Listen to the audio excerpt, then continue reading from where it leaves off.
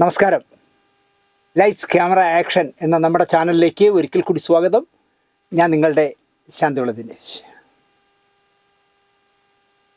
നമ്മുടെ യൂട്യൂബിൻ്റെ ചരിത്രത്തിൽ തന്നെ അവരവരുടെ പ്രോഗ്രാമിന് താഴെ സ്വന്തം നമ്പർ കൊടുക്കുന്ന ആദ്യത്തെയും അവസാനത്തെയും ഒരൊറ്റ ചാനലേ ഉള്ളൂ. അത് നമ്മുടെയാണ്.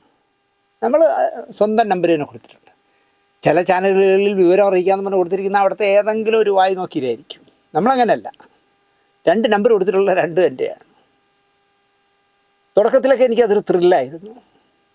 കാരണം നമ്മൾ അറിഞ്ഞുകൂടാത്ത പല രാജ്യങ്ങളിലുമുള്ള പലരും വിളിക്കുമ്പോൾ എനിക്കൊരു സന്തോഷമായിരുന്നു. അവർക്കൊക്കെ എൻ്റെ നമ്പർ ഇങ്ങനെ കിട്ടിയതുകൊണ്ടാണല്ലോ വിളിക്കുന്നത്. എന്നാൽ ഇപ്പോൾ വരെ ഓരോ ദിവസങ്ങൾ കഴിയും തോറും അത് പാരയായിക്കൊണ്ടിരിക്കുന്നു. നിങ്ങൾക്കറിയാം, ഞാൻ പറഞ്ഞിട്ടുണ്ട്, രാവിലെ 7 മണി മുതൽ രാത്രി 12 മണി വരെ ഫോൺ എടുക്കുന്ന ആളാണ്. പക്ഷേ 12:02 ഞാൻ എടുക്കില്ല. കൃത്യം 12:05, 15, 12:07 ആകുമ്പോൾ വിളിക്കും. ഒരു 7 മിനിറ്റല്ലേ ലേറ്റായുള്ളൂ എന്ന് പറഞ്ഞിട്ട്. എന്നിട്ട് വിളിക്കുന്ന കാര്യങ്ങൾ പറയുന്ന കേട്ടാലോ നമുക്ക് ക്ഷമയുടെ നെല്ലിപ്പലക ഇല്ലാതാവും.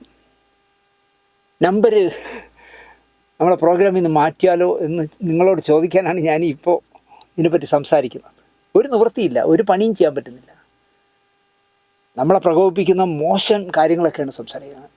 ഇന്നിപ്പോൾ ഇവിടുത്തെ ഈ പ്രോഗ്രാം ഷൂട്ട് ചെയ്യാനായിട്ട് ഞാൻ വരാനായിട്ട് അവസാനത്തെ പ്രിപ്പറേഷൻ നടക്കുകയാണ്. പോയിൻറ്റുകളൊക്കെ നോക്കി എന്തെങ്കിലും കുറവുണ്ടോ കൂടുതലുണ്ടോ എന്നൊക്കെ നോക്കി തിരുത്തിക്കൊണ്ടൊക്കെ ഇരിക്കുമ്പോൾ ഒരു ഫോൺ വരികയാണ്.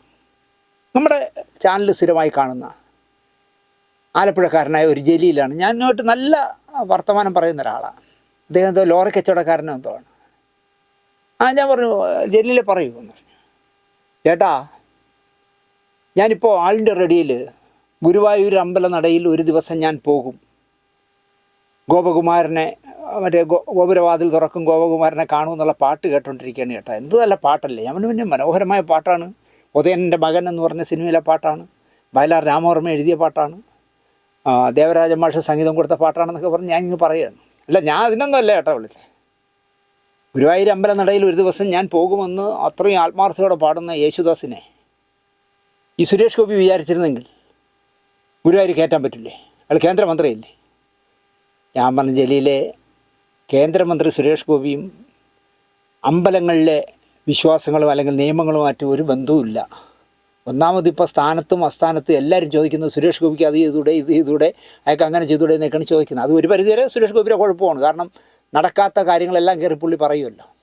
ഇപ്പം മെട്രോ എന്ന് പറഞ്ഞാൽ സിറ്റിക്കകത്ത് കിടന്ന് ഓടുന്ന സംവിധാനമാണെന്ന് അറിയാതെ പുള്ളി പറയുകയാണ്, ഞാൻ ആ മെട്രോ തൃശ്ശൂർ വരെ നീട്ടുമെന്ന്, എറണാകുളത്തെ. അപ്പോൾ ആരോ പറഞ്ഞു കേട്ടു തൃശ്ശൂർ വരെ അല്ല, പാലക്കാട് വരെ അല്ലെങ്കിൽ കോയമ്പത്തൂർ വരെ നീട്ടണമെന്ന്. വേണ്ടി വന്നാൽ അതും ചെയ്യും. ഇങ്ങനത്തെ നടക്കാത്ത ഒരുപാട് കാര്യങ്ങൾ. ഇപ്പം ഞാൻ ശാന്തിവിളിയിൽ ഒരു എയർപോർട്ട് കിട്ടുമെന്ന് കേട്ടാൽ പുള്ളി പറയും എയർപോർട്ട് കൊണ്ടുവരാമെന്ന്. ആ അവസ്ഥയാണ്. അതുകൊണ്ടായിരിക്കാം ഈ ജലീലൊക്കെ വിളിക്കുന്നത്. ഞാൻ പറഞ്ഞു, ജലീലേ, എനിക്കിതിനൊന്നും മറുപടി പറയാല്ല. അതെന്ത് ചേട്ടാ, ഞാൻ ചോദിക്കുന്നത് ചേട്ടൻ ഇതൊരു എപ്പിസോഡ് ചെയ്തൂടെ, ഞങ്ങളുടെ എന്ത് പോയിൻ്റ് ഓഫ് വ്യൂ ചെയ്യണം അത് പറയും. അല്ല, യേശുദാസിനെ സുരേഷ് ഗോപി എന്ന് പറഞ്ഞ കേന്ദ്രമന്ത്രിക്ക് ഗുരുവായൂർ കയറ്റിലൂടെ അങ്ങനെ ഒരു പ്രോഗ്രാം ചെയ്തൂടെ? ഞാൻ പറഞ്ഞു, ജലീൽ ആദ്യം ഒരു കാര്യം ചെയ്യും, വെള്ളിയാഴ്ച ജുമാ നമസ്കാരത്തിന് സ്ത്രീകളെ കൂടെ നിങ്ങളുടെ ഭാര്യമാരും മക്കളെയൊക്കെ കയറ്റാനുള്ള ഒരു നിയമം മാറ്റിയെടുക്കാം. അതെങ്ങനെ ചേട്ടാ? ഞാൻ പറഞ്ഞു, അതാണ് കുഴപ്പം ജലീലേ. ജലീലിന് ഗുരുവായൂരിലെ യേശുദാസിനെ കയറ്റാതാണ് പ്രശ്നം. ഗുരുവായൂരിലെ യേശുദാസിനൊന്നും കയറ്റേണ്ടെന്നേ. ഗുരുവായൂരപ്പനെക്കുറിച്ച് TS രാധാകൃഷ്ണൻ സംഗീതം കൊടുത്ത കുറേ പാട്ടുകളുണ്ടല്ലോ. അദ്ദേഹം സംഗീതം കൊടുത്ത രമേശൻ നായരൊക്കെ എഴുതിയ ഒരുപാട് പാട്ടുകളുണ്ട്. ആ പാട്ട് കേട്ടാൽ തന്നെ യേശുദാസ് എവിടെ നിൽക്കുന്നോ അവിടെ ചെല്ലും ശ്രീകൃഷ്ണൻ. ഞാനങ്ങനെ വിശ്വസിക്കണേ. അദ്ദേഹത്തിന് ഗുരുവായൂർ കയറി ഷർട്ടൊക്കെ ഊരി വെച്ചിട്ട് വേറെ ബോഡിയായിട്ട് പോയി ഗുരുവായൂരപ്പനെ കാണുകയൊന്നും വേണ്ട. അദ്ദേഹം കണ്ണടച്ച് ഈ രമേശൻ നായർ എഴുതി TS രാധാകൃഷ്ണൻ സംഗീതം കൊടുത്ത ഒരു പാട്ട് പാടി വന്നു. ഒരു നേരമില്ല എങ്കിലും കാണാതെ വയ്യൻ്റെ ഗുരുവായൂരപ്പ എന്നുള്ളൊരു പാട്ട് മനമറിഞ്ഞ് പാടിയാൽ അമേരിക്കയിൽ ചെന്ന് ശ്രീകൃഷ്ണൻ കാണും. അതുകൊണ്ട് അത് വേണ്ട ജലീലേ. നിങ്ങൾ ഇത്തരം കാര്യങ്ങൾ വെറുതെ നമ്മൾ സമാധാനത്തോടെ ജീവിക്കുന്ന ഒരു സംസ്ഥാനത്ത് ഞാനൊരു പ്രോഗ്രാം ചെയ്ത് ഒരു വിവാദത്തിലേക്കൊന്നും പോകണ്ട, അതങ്ങ് വിട്ടേക്ക്. ഞാൻ ഫോൺ കട്ട് ചെയ്തു. നിങ്ങൾ ആലോചിച്ച് നോക്കും, വല്ല കാര്യമുണ്ടോ ജലീലിനെന്ന് നിങ്ങൾ ആലോചിച്ച് നോക്കും. ഇങ്ങനെയാണ്. അതുപോലെ തന്നെ ഇപ്പോൾ ഒരു 2-3 ദിവസം മുമ്പ് സിന്ധുവിൻ്റെ വീട്ടിൽ നിന്ന്, ശാന്തിവിളയിൽ നിന്ന് സിന്ധുവിനെ വിളിച്ചിട്ട് പറഞ്ഞു, എടീ, ഒരു വയസ്സായ മനുഷ്യനും ഒരു ചെറുപ്പക്കാരനും കൂടി ഇവിടെ വന്ന് ഇപ്പം ദിനേശ് എവിടെ താമസിക്കുന്നു എന്നൊക്കെ ചോദിച്ചിട്ട് അപ്പോൾ അവർക്കൊക്കെ പേടിയാണ്. കാരണം നമ്മൾ ഈ ലൈസൻസ് ഇല്ലാത്ത നാക്കും ലൈസൻസ് ഇല്ലാത്ത പ്രോഗ്രാമൊക്കെ ചെയ്യുന്നുണ്ട്. ഒരുപാട് ശത്രുക്കളുണ്ടെന്ന് സിന്ധുവിൻ്റെ വീട്ടുകാർക്കും അറിയാം. അങ്ങനെ ആരെക്കുറിച്ചോ എന്തോ ചെയ്തതിനെക്കുറിച്ച് അന്വേഷിക്കാൻ വന്നതാണെന്ന് അവർക്ക് തോന്നി. അപ്പോൾ അവർ സ്ഥലമൊക്കെ പറഞ്ഞു കൊടുത്തു. അപ്പോൾ സിന്ധുവിൻ്റെ അമ്മ മാത്രമേ വീട്ടിലുള്ളൂ. അവർ ഫോൺ നമ്പർ പറഞ്ഞു കൊടുക്കാൻ അറിയില്ല. അവർ പറഞ്ഞു, നിങ്ങൾ തിരുമല പോയി അന്വേഷിച്ചാൽ മതി, ഇല്ലെങ്കിൽ ഒരു കാര്യം ചെയ്യുക, അവൻ്റെ പരിപാടിയുടെ താഴെ 2 നമ്പർ കാണിക്കുന്നുണ്ട്, 2ഉം അവൻ്റെയാണ്. അത് പുള്ളി തയ്യാറല്ല, പുള്ളിക്ക് നമ്പർ കിട്ടണം. അങ്ങനെ ഒരുപാട് നേരം വീട്ടിൻ്റെ മുൻവശത്ത് ഗേറ്റിൻ്റെ അവിടെ നിന്നു എന്ന് പറയുന്നു. അതുപോലെ തന്നെ അതിൻ്റെ തൊട്ടടുത്തുള്ള 2-3 വീടുകളിൽ കയറി ചോദിച്ചു നമ്പർ കിട്ടുമോ. ഞാൻ ആലോചിച്ചു, ഇതാരാ ഇങ്ങനെ. അത് കഴിയുമ്പോൾ അദ്ദേഹം പ്രോഗ്രാമിൽ നിന്ന് നമ്പർ എടുത്തിട്ട് എന്നെ വിളിച്ചു. അപ്പോൾ അദ്ദേഹം പറയുന്ന ഒരൊറ്റ കാര്യമേ ഉള്ളൂ, താങ്കൾ സ്ഥിരമായി നസീർ സാറിൻ്റെ പ്രോഗ്രാമുകൾ ചെയ്യുന്നുണ്ടല്ലോ. അവൻ അതെ, അതിലൊരു പ്രോഗ്രാമില്ലേ നസീർ സാറിൻ്റെ അമ്മയുടെ നാട്ടിൽ അമ്മയുടെ അച്ഛൻ അദ്ദേഹത്തിന് തേങ്ങ കൊടുത്തില്ല, അവർ വെട്ടിയിട്ട് വീട്ടിൽ കൊണ്ടുപോകാൻ പോയ തേങ്ങ മുഴുവൻ തിരിച്ചെടുത്തു എന്നൊക്കെ പറഞ്ഞ് ഒരു ഇത് ചെയ്തില്ല. അവനതെ, അത് എവിടെ നിന്ന് കിട്ടിയ വിവരം? ഞാൻ അതൊക്കെ എനിക്ക് എൻ്റെ കയ്യിലുണ്ട്, എവിടെ നിന്ന് കിട്ടിയെന്നുള്ള ആവശ്യം വരികയാണെങ്കിൽ ഞാൻ അപ്പം പറയാം എന്താ കാര്യം. അപ്പോഴാണ് എനിക്ക് മനസ്സിലാവുന്നത്, നസീർ സാറിൻ്റെ അച്ഛൻ 3 കല്യാണം കഴിച്ചിട്ടുണ്ട്. ആ ആദ്യത്തെ വിവാഹത്തിലുള്ളതാണ് പ്രേം നവാസും പ്രേം നസീറും. അപ്പോൾ ഈ 3 വിവാഹം കഴിച്ച 3 അമ്മമാരുടെയും മക്കൾ 3 കൂറിലാണെന്ന് എനിക്ക് അപ്പോഴാണ് മനസ്സിലായത്. ഇപ്പം നസീർ സാറും പ്രേം നവാസ് സാറും ഇല്ല. പക്ഷേ മറ്റുള്ളവർ പറയുന്നത്, ഒരു കൂട്ടർ പറയുന്നത് നസീർ സാറിൻ്റെ വസ്തുവകകളൊക്കെ വിറ്റു തുലയ്ക്കുകയൊക്കെ ചെയ്ത് കുഴപ്പമാക്കിയതും നസീർ സാറിനെ പറ്റി, അല്ലെങ്കിൽ നസീർ സാറിൻ്റെ ഉമ്മയെപ്പറ്റി, ഉമ്മയുടെ സഹോദരനെ പറ്റിയൊക്കെ അനാവശ്യങ്ങൾ പറഞ്ഞു തരുന്നത് നസീർ സാറിൻ്റെ വാപ്പ കല്യാണം കഴിച്ച 3ാമത്തെ ഭാര്യയുടെ വീട്ടുകാരെന്നാണ് പറഞ്ഞത്. എനിക്ക് ആരെയും പരിചയമില്ല. അപ്പോൾ വീട്ടിനകത്ത് കുടുംബ പ്രശ്നങ്ങൾ എടുത്ത് നമ്മുടെ ഇതിൽ പറയുകയാണ്, എന്നോട് പറയുകയാണ്, താങ്കളതൊന്ന് ക്ലിയർ ചെയ്യണം കേട്ടോ, ഇതൊക്കെ അദ്ദേഹത്തിൻ്റെ നസീർ സാറിൻ്റെ അച്ഛൻ്റെ 3ാം ഭാര്യയുടെ വീട്ടുകാരാണ് ഇതൊക്കെ ചെയ്യുന്നതെന്നൊന്നും പറയണം. ഞാൻ പറയില്ല. ഇതൊക്കെ ഇങ്ങനെ ഓരോരോ പ്രശ്നങ്ങൾ പൊന്തി വരുന്നു. ഒരുത്തൻ എന്നെ പാതിരാത്രി ഒരു 11 മണിക്ക് ഇന്നലെ മെനങ്ങാന്നോ വിളിച്ചിട്ട് ചോദിക്കുകയാണ്, അല്ല ഈ ഓരോ എപ്പിസോഡിലിടാൻ ഓരോ ഉടുപ്പ്, ഇത് എവിടെ നിന്നാണ് താങ്കൾക്ക് ഇതിനുള്ള കാശ്? ഞാൻ എന്ത് പറയാം, നിങ്ങൾ ആലോചിച്ച് നോക്കി.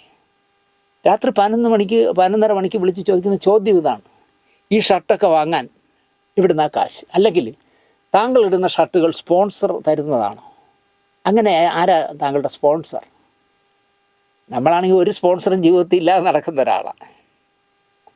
വേറൊരാൾ വിളിച്ചിട്ട് ചോദിക്കുന്നു, ലോറി ഒരു ഡ്രൈവർ ഹതഭാഗ്യനായ അർജുൻ കർണാടകയിൽ ഷിരൂരിൽ കാണാതായല്ലോ, വെള്ളത്തിനടിയിൽ പോയോ മല ഇടിഞ്ഞു വീണപ്പം മണ്ണിനടിയിലായോ എന്നറിയാതെ കഴിഞ്ഞ 14 ദിവസമായി നമ്മൾ മലയാളികൾ മുഴുവൻ പ്രാർത്ഥിക്കുകയല്ലേ ആ ചെറുപ്പക്കാരന് വേണ്ടി. ഇന്നലെയാണെങ്കിൽ കർണാടക സർക്കാർ ആ ദൗത്യ സംഘത്തിനെ മുഴുവൻ പിൻവലിക്കുകയും ചെയ്തു. എന്തൊരു ക്രൂരമാണെന്ന് ആലോചിച്ച് നോക്കൂ. അതിൽ സുരേഷ് ഗോപി ഇടപെട്ടില്ലല്ലോ എന്നാണ് പുള്ളി പറയുന്നത്. ഞാൻ പറഞ്ഞ കർണാടക ഭരിക്കുന്നത് കോൺഗ്രസ്, സുരേഷ് ഗോപി BJP. അദ്ദേഹത്തിന് പരിമിതി കാണും. ചിലപ്പം കോൺഗ്രസ് മുഖ്യമന്ത്രിയെ വിളിച്ചിട്ട്, സിദ്ധരാമയ്യയെ വിളിച്ചിട്ട്, അല്ലെങ്കിൽ ശിവകുമാറിനെ വിളിച്ചിട്ട് നിങ്ങളെന്താ ഈ കാണിക്കണമെന്ന് ചോദിക്കാൻ പരിമിതി ഉള്ളതുകൊണ്ടായിരിക്കും, അല്ലെങ്കിൽ അദ്ദേഹത്തിന് താല്പര്യമില്ലാത്തതുകൊണ്ടായിരിക്കാം. അതിന് നിങ്ങൾ എന്നോട് പറഞ്ഞത്, ചേട്ടാ അതൊക്കെ പ്രോഗ്രാമിൽ പറയണ്ടേ? ഇയാളൊക്കെ വലിയ വാചകം അടിച്ചുകൊണ്ട് നടന്നിട്ട് ഈ അർജുൻ എന്ന് പറഞ്ഞ ആൾ ഷിരൂരിൽ കാണാതായിട്ട് ഒരു വാക്ക് പറഞ്ഞില്ലല്ലോ എന്ന് പറയണം എന്നാണ് പറഞ്ഞത്. എല്ലാം ഇപ്പോൾ സുരേഷ് ഗോപിയുടെ തലയിലാണ് വയ്ക്കണേ. അതുപോലെ വേറൊരാൾ ചോദിക്കുന്നു, നിങ്ങൾ പിണറായി ഭക്തനല്ലേ? നിങ്ങളെന്തുകൊണ്ടാണ് പോരാളി ഷാജിക്കെതിരെ പാർട്ടി നീങ്ങുന്നതിനെ പിന്തുണയ്ക്കാത്തത്? നമ്മൾ പോരാളി ഷാജിയെയും പിന്തുണയ്ക്കുന്നില്ല, പിണറായിയും പിന്തുണയ്ക്കുന്നില്ല. ഞാനൊരു കമ്മ്യൂണിസ്റ്റുകാരനാണ്, ഞാനല്ലാതെ എന്താ പറയുക ഫാൻസ് അസോസിയേഷൻ്റെ പ്രസിഡൻ്റ് അല്ല. പലരും പറയുന്നു ഞാൻ പിണറായി ഭക്തനാണ്. എനിക്കതിൻ്റെ അർത്ഥം മനസ്സിലാവുന്നില്ല. കാരണം ഹെവി സെക്യൂരിറ്റിയുമായി നടക്കുന്ന ആദ്യത്തെ കമ്മ്യൂണിസ്റ്റ് മുഖ്യമന്ത്രി അദ്ദേഹമാണല്ലോ, അവസാനത്തെയും അദ്ദേഹം തന്നെ ആയിരിക്കും ഇത്രയും ഹെവി സെക്യൂരിറ്റിയിൽ നടക്കുന്നത്. അതിനെക്കുറിച്ചൊരു എപ്പിസോഡ് ചെയ്ത് എന്നോടാണ് പറഞ്ഞത് ഞാൻ പിണറായി ഭക്തനാണ്. ഇങ്ങനെ നമ്മുടെ ഫോൺ നമ്പർ എനിക്ക് ഒരുപാട് തലവേദന സൃഷ്ടിക്കുന്നു. എന്താണ് ചെയ്യേണ്ടതെന്ന് ഞാൻ ആലോചിക്കുകയാണ്. നമ്മൾ നമ്പർ പിൻവലിച്ച പറയും പേടിച്ച് പിൻവലിച്ചു എന്ന് പറയും. അതുപോലെ എന്നെ ആർക്കെങ്കിലും ഒരു പ്രോഗ്രാം കണ്ടിട്ട് എന്തെങ്കിലും ഒരു കാര്യം പറയാൻ, ഇപ്പോൾ സുരാസുവിൻ്റെ മകൻ ഹൈദരാബാദിൽ നിന്ന് എങ്ങനെ നമ്മുടെ നമ്പറുള്ളതുണ്ടല്ലേ, സുരാസുവിൻ്റെ സഹോദരിയുടെ മകൻ കർണാടകയിൽ നിന്ന് എന്നെ എങ്ങനെ വിളിച്ചത്, ആ നമ്പറുള്ളതുകൊണ്ടാണ്. അപ്പോൾ അതുകൊണ്ട് അത് പിൻവലിക്കാനും വയ്യ. ആകെ ഞാൻ ഒരു കൺഫ്യൂഷനാണ്. എനിക്ക് ആകെ ഇത്രേ പറയാനുള്ളൂ.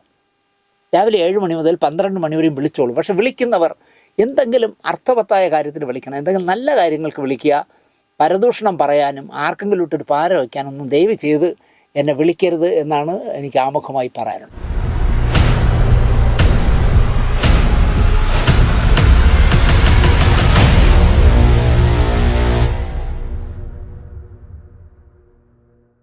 നമസ്കാരം. ഒരു രസകരമായ ഒരു എപ്പിസോഡാണ് ഞാൻ ചെയ്യുന്നത്. ഉറപ്പിച്ച് പറയാം, മലയാളത്തിലെ ഒരു യൂട്യൂബർമാരും ചെയ്യില്ല ഈ സ്റ്റോറി. ഒരു PROയെ കുറിച്ചാണ് ഞാനിന്ന് ചെയ്യുന്നത്. ഞാൻ പലപ്പോഴും പറഞ്ഞതാണ്, 118ഓളം സിനിമയിൽ പ്രവർത്തിക്കുന്നവരും സിനിമയിൽ പ്രവർത്തിക്കാത്തവരുമായ ഒരുപാട് പേരെ കണ്ട് ഒരു അസിസ്റ്റൻ്റ് ഡയറക്ടർ ആവാൻ വേണ്ടി യാചിച്ച് നടന്ന ഒരു കാലമുണ്ട് എനിക്ക്. ഒരുപാട് പേര് ആശ്വസിപ്പിച്ചു, ഒരുപാട് പേര് പ്രതീക്ഷകൾ തന്നു, ഒരുപാട് പേര് പുച്ഛിച്ചു. എന്നാലും ഞാൻ വിട്ടില്ല. ഞാനൊരു സിനിമാക്കാരനായേ ജീവിക്കുമെന്ന് വാശി പിടിച്ചിരുന്നു. അങ്ങനെ വാശി പിടിച്ച് അവസാനം നടക്കില്ല എന്ന് കണ്ടപ്പോൾ ഞാനൊരു സിനിമ പത്രപ്രവർത്തകനായല്ലോ.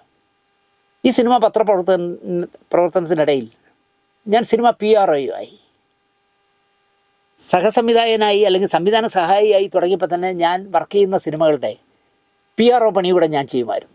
ഇപ്പോൾ പുറപ്പാട് വർക്ക് ചെയ്യാൻ പോയിട്ട് പുറപ്പാടിനെക്കുറിച്ച് വെള്ളി നക്ഷത്രം തുടങ്ങിയ കാലമായിരുന്നു.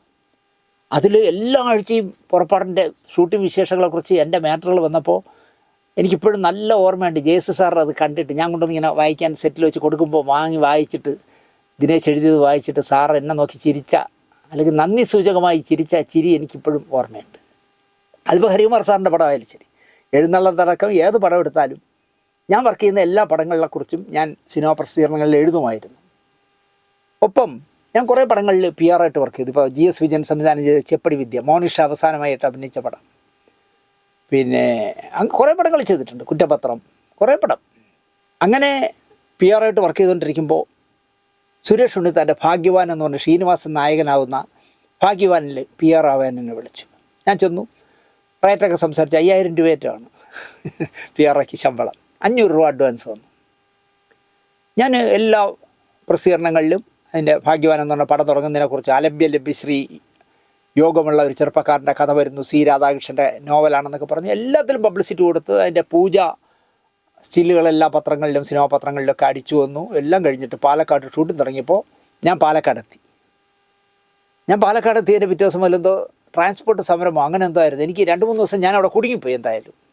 അപ്പോൾ അവിടെ നല്ല റൂമൊക്കെ തന്ന് ഞാൻ താമസിച്ചു. ഞാനങ്ങനെ നിൽക്കുമ്പോൾ ആ പടം വിതരണം അന്നെടുത്തത് ജെമിനി കണ്ണൻ എന്ന് പറഞ്ഞ ആളായിരുന്നു. ജെമിനി കണ്ണൻ ഒരു ദിവസം സെറ്റ് വന്നിറങ്ങിയപ്പോൾ മലയാളത്തിലെ പ്രശസ്തനായ വേറൊരു PRO കൂടെ വന്നിറങ്ങി. എനിക്കത് കണ്ടപ്പോൾ ഇഷ്ടപ്പെട്ടില്ല. കാരണം ഞാൻ മാത്രം PRO എന്ന് പറഞ്ഞാണ് എന്നെ വച്ചത്. സുരേഷ് എടുത്താൽ ഉറപ്പ് പറഞ്ഞു ദിനേശ് മാത്രമേ ഉള്ളൂ. പക്ഷേ പുള്ളിയുടെ കയ്യിൽ നിന്ന് വിട്ടുപോയി എന്ന് എനിക്ക് മനസ്സിലായി. കാരണം കൂടെ വന്ന PRO ഈ കണ്ണനുമായിട്ട് എന്തോ സാമ്പത്തിക ഇടപാടുകളൊക്കെ ഉണ്ട്. സിനിമയിൽ പൈസ ഇല്ലാത്തവർക്ക് പൈസ വാങ്ങിച്ചു കൊടുക്കുക, ജമിനിയിൽ നിന്ന് ഫണ്ട് മറിക്കുക, അങ്ങനെ എന്തൊക്കെയൊക്കെ ചെയ്തു കൊടുക്കുന്ന PRO ആണ്. ഞാൻ അന്ന് രാത്രി തന്നെ തിരിച്ചു പോന്നു. വന്നിട്ട് പാലക്കാട് സുരേഷ് ഉണ്ണിത്താൻ താമസിക്കുന്ന റൂമിലേക്ക് ഒരു കത്തെഴുതി. ഇപ്പോൾ ഉണ്ണിത്താൻ ചേട്ടൻ അത് ഓർമ്മയുണ്ടോന്നുമില്ല, എനിക്കറിയില്ല. ഞാൻ എഴുതി, ഞാൻ താങ്കളോട് വന്ന അവസരം ചോദിച്ചതല്ല, എന്നെ താങ്കൾ PRO ആക്കിയതാണ്. ഞാൻ നന്നായിട്ട് PRO വർക്ക് ചെയ്തു എന്നാണ് എൻ്റെ വിശ്വാസം. ഞാൻ അവിടെ ലൊക്കേഷൻ നിൽക്കുമ്പോൾ മറ്റൊരാൾ വരികയും അദ്ദേഹം അവിടുന്ന് കുറേ സില്ലും അതിൻ്റെ എന്തൊക്കെ കുറിപ്പുകളൊക്കെ വാങ്ങിക്കുന്ന കണ്ടു. അങ്ങനെ ഒന്നിലധികം പേരുണ്ടെങ്കിൽ ഞാനില്ല, ഞാനതുകൊണ്ട് ഇത് മതിയാക്കുകയാണ്. താങ്കൾ എനിക്ക് 500 രൂപ അഡ്വാൻസ് തന്നിട്ടുണ്ട്, അതിൻ്റെ 10 ഇരട്ടിക്ക് ജോലി ചെയ്തിട്ടുണ്ട് എന്നാണ് എൻ്റെ വിശ്വാസം. അല്ല, ജോലി ചെയ്തിട്ടില്ല എന്ന് താങ്കൾ അറിയിച്ചാൽ ഞാൻ 500 രൂപ തിരിച്ചയച്ചു തരാമെന്ന്. ഈ നേരം വരെ സുരേഷ് ഉണ്ണിത്താൻ ചേട്ടൻ ആ കത്ത് കിട്ടിയതായിട്ടോ ദിനേശ് ഇങ്ങനെ 500 രൂപ വാങ്ങിച്ചിട്ട് വേണമെങ്കിൽ തിരിച്ചു തരാമെന്ന് പറഞ്ഞെന്നോ ഒന്നും എന്നോട് സംസാരിച്ചിട്ടില്ല. ഞങ്ങൾ നല്ല ബന്ധമാണ്, ഒരു ജ്യേഷ്ഠാനുജ ബന്ധമാണ്. ഞാൻ പക്ഷേ അതോടുകൂടി PRO പണി അവസാനിപ്പിക്കാൻ തീരുമാനിച്ചു. ഞാനിവിടെ തിരുവനന്തപുരത്ത് എത്തിയുടെ ആദ്യം ചെയ്തത് വെള്ളി നക്ഷത്രത്തിൽ വിളിച്ച് പ്രസാദ് ലക്ഷ്മൺ എന്ന് പറഞ്ഞാൽ അതിൻ്റെ എഡിറ്ററെ വിളിച്ചിട്ട് ഞാൻ പറഞ്ഞു, പ്രസാദേ, ഭാഗ്യവാൻ എന്ന് പറഞ്ഞ പടത്തിൻ്റെ പൂജയുടെ വാർത്തകൾ, ഷൂട്ടിംഗ് റിപ്പോർട്ട് എല്ലാം ഞാനാണ് തന്നത്. നിങ്ങൾ അതിൻ്റെ PRO അതിൻ്റെ കാർഡിലൊക്കെ എൻ്റെ പേരാണുള്ളത്. അതിൻ്റെ കാർഡിലൊന്നും പേരില്ലാത്തൊരു മനുഷ്യൻ നിങ്ങൾക്ക് വേണ്ടപ്പെട്ട ആളായിരിക്കാം, പക്ഷേ അയാൾ ഇങ്ങനെ ഒരു വാർത്ത കൊണ്ടുവന്നപ്പോൾ നിങ്ങൾ കൊടുത്തത് ശരിയല്ല. അതൊരു പത്രാധിപർക്ക് ചേർന്ന പണിയല്ല കേട്ടോ നിങ്ങൾ ചെയ്തത് എന്നൊക്കെ പറഞ്ഞ് എന്തൊക്കെയോ എനിക്ക് പറയാനൊക്കെ പറഞ്ഞ് ഞാൻ ഫോണെ കട്ട് ചെയ്തു. അല്പം കഴിഞ്ഞപ്പോൾ എന്നെ ആ PRO വിളിച്ചു. എന്തിനാ വിളിക്കുന്നില്ലേ, നമ്മുടെ വാഴു ജോസ് വിളിച്ചിട്ട്, നിങ്ങൾ എനിക്കെതിരെ വെള്ളി നക്ഷത്രത്തിൽ സംസാരിച്ചു. ഞാൻ തനിക്കെതിരെ സംസാരിച്ചില്ല, എന്നോട് കാണിച്ചത് ശരിയല്ല എന്ന് പറഞ്ഞ് സംസാരിച്ചു. അപ്പോൾ നിങ്ങളുടെ പേര് പറയേണ്ടി വന്നു. അത് അങ്ങനെയാണ് ഇങ്ങനെയാണെന്ന് പറഞ്ഞ് സംസാരിച്ച് ഒരു ഘട്ടത്തിൽ തെറ്റി, വർത്തമാനം ടോൺ മാറി. എന്നോട് കളിച്ചാൽ മറ്റേത് ഈ മറിച്ച് ഞാൻ പറഞ്ഞോടോ, തൈക്കാട് താൻ താമസിക്കുന്ന ഫ്ലാറ്റിൽ കയറി ഇടി വരും. തനിക്ക് ആൾ മാറിപ്പോയി കേട്ടോ. ഞാൻ എബ്രഹാം ലിങ്കൻ അല്ല, മനസ്സിലാക്കിക്കോ. എബ്രഹാം ലിങ്കൻ നിങ്ങൾക്ക് അറിയാമായിരിക്കുമല്ലോ, PR. അവൻ എബ്രഹാം ലിങ്കൻ്റെ കളിക്കുമ്പോഴൊന്നും എൻ്റെ കളിക്കരുതെന്ന് പറഞ്ഞു. കുറേ കാലം ജോസിൻ്റെ മുഖത്ത് നോക്കില്ലായിരുന്നു. ജോസ് ഒരു പാവമാണ്. ജോസിനെ കണ്ട് പഠിക്കണമെന്ന് ഞാൻ പറയും. കാരണം ജോസ് ഈ ഏത് സെറ്റിലും ഇങ്ങനെ മാസങ്ങളോളം വീട്ടിൽ വന്നില്ലെങ്കിലും കുഴപ്പമില്ല. കാരണം രാവിലെ ഇന്ന് കോഴിക്കോട്ട് ഇറങ്ങി, കോഴിക്കോട്ട് വർക്ക് ചെയ്താൽ അവിടുന്ന് രാത്രി ബസ് കയറി പൊള്ളാച്ചി പോവും. പൊള്ളാച്ചിയിൽ നിന്ന് ബസ് കയറി എറണാകുളത്ത് ഇറങ്ങും. എറണാകുളത്ത് ഒരു സെറ്റ് കവർ ചെയ്തിട്ട് ആലപ്പുഴയിൽ പോകും. ആലപ്പുഴയിൽ നിന്ന് തിരുവനന്തപുരത്തൊരു സെറ്റ് വരും. തിരുവനന്തപുരത്ത് വന്നിട്ട് വീട്ടിൽ പോലും പോകാതെ അവിടുന്ന് അടുത്ത് വീണ്ടും കാസർഗോഡ് പോകും. ഇങ്ങനെ യാത്ര ചെയ്ത് കഴിഞ്ഞ 10-50 വർഷമായിട്ട് ഇത് തന്നെയാണ് വാഴു ജോസിൻ്റെ ജോലി എന്ന് പറയാം. അപ്പോൾ വാഴു ജോസിൻ്റെ മുഖത്ത് നോക്കില്ലായിരുന്നു. ഒരു ഘട്ടം കഴിയുമ്പോൾ ഞാനങ്ങ് വിട്ടു. നമ്മൾ ദുഷ്ടനെ കണ്ടാൽ ദൂരെ ദൂരെ എന്ന് പറയുമ്പോൾ വാഴു ജോസിനെ അങ്ങ് വിട്ടു. എൻ്റെ പടത്തിൻ്റെ ഷൂട്ടിംഗ് നടന്നുകൊണ്ടിരിക്കുമ്പോൾ എൻ്റെ പടത്തിൻ്റെ PR AS ദിനേശ് ആയിരുന്നു. ഒരു ദിവസം കാണാൻ സെറ്റിൽ വാഴു ജോസ് വരുന്നു. ഞാനാണെങ്കിൽ പോവില്ല. വാഴു ജോസ് ഒന്ന് എന്നോട് വളരെ കാര്യമായിട്ട് ലോഹ്യമായിട്ടൊക്കെ സംസാരിച്ചു. എന്നോട് പറഞ്ഞു ഒരു 4-5 സ്റ്റില്ലും കുറച്ച് വാർത്തയും തരാൻ അസിസ്റ്റൻ്റ് ഡയറക്ടറോട് പറയണം എന്ന് പറഞ്ഞു. ഞാൻ മടിച്ചില്ല. കാരണം എന്തിന് പാല വരെ വന്ന മനുഷ്യയല്ലേ. ഞാൻ അവരെ വിളിച്ച് കൊടുക്കാൻ പറഞ്ഞു. കൊടുത്തിട്ട് ഇതാണ് വാഴു ജോസിൻ്റെ വിജയം എന്ന് പറയാം. കൊടുത്തിട്ട് പോകാൻ നേരത്ത് ഞാൻ എനിക്ക് 5000 രൂപ കൊടുത്തു തോന്നുന്നു. അത് വാങ്ങിച്ചോണ്ട് വാഴു ജോസൊക്കെ പോയി. പിന്നെ എന്ത് ചെയ്തു എന്ന് ഞാൻ ചോദിച്ചിട്ടില്ല. ഞാനിതൊക്കെ പറയാൻ കാരണം PR ആയ AS ദിനേശിൻ്റെ ഒരു പുസ്തകം ഇറങ്ങി.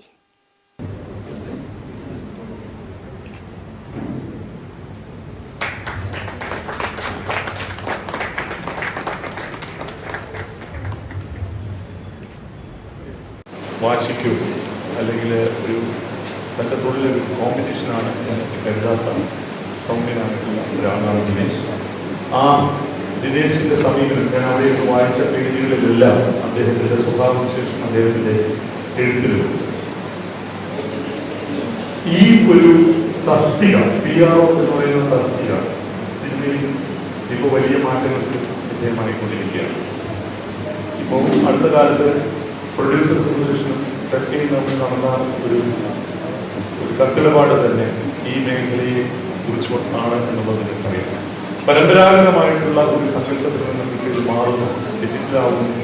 സിനിമയുടെ പ്രമോഷൻ, സിനിമയുടെ പബ്ലിസിറ്റി തുടങ്ങിയ കാര്യങ്ങൾക്ക് ഒരു വ്യത്യസ്തമായിട്ടുള്ള ആളുകൾ, വ്യത്യസ്ത സ്വഭാവമുള്ള ഡിജിറ്റൽ സ്വഭാവമുള്ള ഒരുപാട് ആളുകൾ കടന്നു വരുന്നു. ഈ തൊഴിൽ ആകപ്പാടെ മാറിപ്പോകുന്നു. അപ്പോൾ ദിനേശിനെ പോലുള്ളവർ എന്ന് പറയുന്നത് തീർച്ചയായും കഴിഞ്ഞ 2 ദശാബ്ദങ്ങളായി ഈ മേഖല എങ്ങോട്ട് ചെന്നിരിക്കുന്നു എന്നുള്ള ചരിത്രം അടയാളപ്പെടുത്തുന്ന ആളുകളാണ്. തീർച്ചയായിട്ടും അതുകൊണ്ട് ഈ പുസ്തകത്തിന് വലിയ പ്രസക്തി. ഇത് പല പ്രാവശ്യം നമ്മളെല്ലാവരും ഫോണിൽ കേട്ടിട്ടുള്ള ഒരു വാചകമാണ്. ദിനേശ് എപ്പോൾ വിളിക്കുമ്പോഴും നമ്മളെങ്ങനെ ഇൻട്രൊഡ്യൂസ് ചെയ്തിട്ടാണ് എപ്പോഴും സംസാരിക്കുക. ഞാൻ ദിനേശിന്റെ നമ്പർ സേവ് ചെയ്തിട്ടൊക്കെ വെച്ചിട്ടുണ്ട്. എങ്കിൽ പോലും വിളിച്ചാലും ദിനേശ് ആദ്യം പറയുന്ന വാക്ക് തന്നെയാണ്, ഞാൻ ദിനേശാണ് PR. അപ്പോൾ ആ പേരിൽ തന്നെ ഒരു പുസ്തകം ദിനേശ് രചിച്ചത് വളരെയധികം അഭിനന്ദനം അറിയിക്കുന്ന ഒരു കാര്യമാണ്. നമ്മളെല്ലാവരും തന്നെ ദിനേശിനെ പരിചയപ്പെട്ട കാലം മുതൽ ഇന്നേ ദിവസം വരെ ദിനേശിനെ ഒരിക്കലും അകറ്റി നിർത്താൻ ശ്രമിച്ചിട്ടുണ്ടാവില്ല. ദിനേശിന്റെ പെരുമാറ്റം എപ്പോഴും വളരെ മാന്യമായ രീതിയിൽ തന്നെയായിരുന്നു. ഞാൻ സിനിമയിൽ വന്നതിന് ശേഷം നിരവധി PR-മാരുമായിട്ട് പരിചയപ്പെട്ടിട്ടുണ്ട്. ഞാൻ സിനിമയിൽ വരുന്ന കാലത്ത് ഞാൻ ജൂബിലിയുടെ ന്യൂഡൽഹി എന്ന് പറഞ്ഞ സിനിമയിലൂടെയാണ് വരുന്നത്. അപ്പോൾ അന്ന് റഞ്ജി കോട്ടയം എന്ന് പറയുന്ന ഒരു PR-ആണ് ഉണ്ടായിരുന്നത്. അതിനുശേഷം പിന്നീട് ഐമനം സാജൻ എന്ന് പറയുന്ന ഒരു PR ഉണ്ടായിരുന്നത്, എബ്രഹാം ലിങ്കൻ ഉണ്ടായിരുന്നു, പിന്നെ വാഴൂർ ജോസ് വന്നു. പിന്നീടാണ് ദിനേശ് AS ദിനേശ് എന്ന് പറയുന്നത് ദിനേശ് PR-ആയിട്ട് വരുന്നത്. ദിനേശിനെ പരിചയപ്പെട്ട കാലം മുതൽ ഇന്ന് വരെ ദിനേശിനെ കുറിച്ച് നമുക്ക് നല്ലതേ പറയാനുള്ളൂ, നല്ല ഓർമ്മകളേ ഉള്ളൂ. മാന്യമായ പെരുമാറ്റം. ദിനേശ് ഒരു സെറ്റിൽ വന്നു കഴിഞ്ഞാൽ നമ്മളൊന്ന് വിഷ് ചെയ്തെന്നിരിക്കും. പിന്നീട് ദിനേശ് നമ്മുടെ കാര്യങ്ങളൊന്നും ശ്രദ്ധിക്കാൻ പറ്റില്ല. ഒരു PR എന്ന് പറഞ്ഞാൽ ഒരു സിനിമയുടെ PR വർക്സിന് ഉള്ളൊരു ഇമ്പോർട്ടൻസ് വളരെ വലുതാണ്. ഒരു സിനിമ നിർമ്മാണം ആരംഭിച്ച് അതിന്റെ ഷൂട്ടിംഗ് തുടങ്ങി കഴിയുമ്പോൾ മുതൽ ഈ സിനിമ ജനങ്ങളിലേക്ക് എത്തിക്കുകയും ഈ സിനിമ കാണാനുള്ളൊരു പ്രേരണ ജനങ്ങൾക്ക് ഉണ്ടാക്കുകയും ചെയ്യുക എന്നതാണ് ഒരു PR-യുടെ ഏറ്റവും പ്രധാനപ്പെട്ട ജോലി. അപ്പൊ അതിന് അദ്ദേഹം ഏതൊക്കെ മാഗസിനുകളിൽ, ഏതൊക്കെ മീഡിയകളിൽ ഈ സിനിമയെ കുറിച്ചുള്ള വാർത്തകൾ കൊടുക്കണം, ഈ സിനിമയെ കുറിച്ചുള്ള ഒരു നല്ല ഇമ്പാക്ട് ഉണ്ടാക്കണം, ഈ സിനിമ വന്നാൽ തിയേറ്ററിൽ പോയി കാണണം എന്നൊരു തോന്നൽ ജനങ്ങളിൽ ഉണ്ടാക്കണം. അതാണ് ഒരു PR-ഒ ചെയ്യേണ്ട ഏറ്റവും പ്രധാനപ്പെട്ട ജോലി. അത് വളരെ സ്തുത്യർഹമായ രീതിയിൽ നിർവഹിക്കുന്ന ഒരാളാണ് ദിനേശ്. അല്ലാതെ ദിനേശ് സെറ്റിൽ വന്ന് ആവശ്യമില്ലാത്ത കാര്യങ്ങൾ ഇടപെടുന്നതോ മറ്റു സെറ്റുകളിലെ പരദൂഷണം പറയുന്നതോ നമ്മൾ ആരും കേട്ടിട്ടുണ്ടാവില്ല. ഒരിക്കൽ ഞാനൊരു സിനിമയിൽ അഭിനയിച്ചുകൊണ്ടിരിക്കുമ്പോൾ എൻ്റെ സഹപ്രവർത്തകനായ എന്നെക്കാൾ വളരെ ജൂനിയറായ ഒരു നടൻ എൻ്റെ കൂടെ ഇരിപ്പുണ്ട്.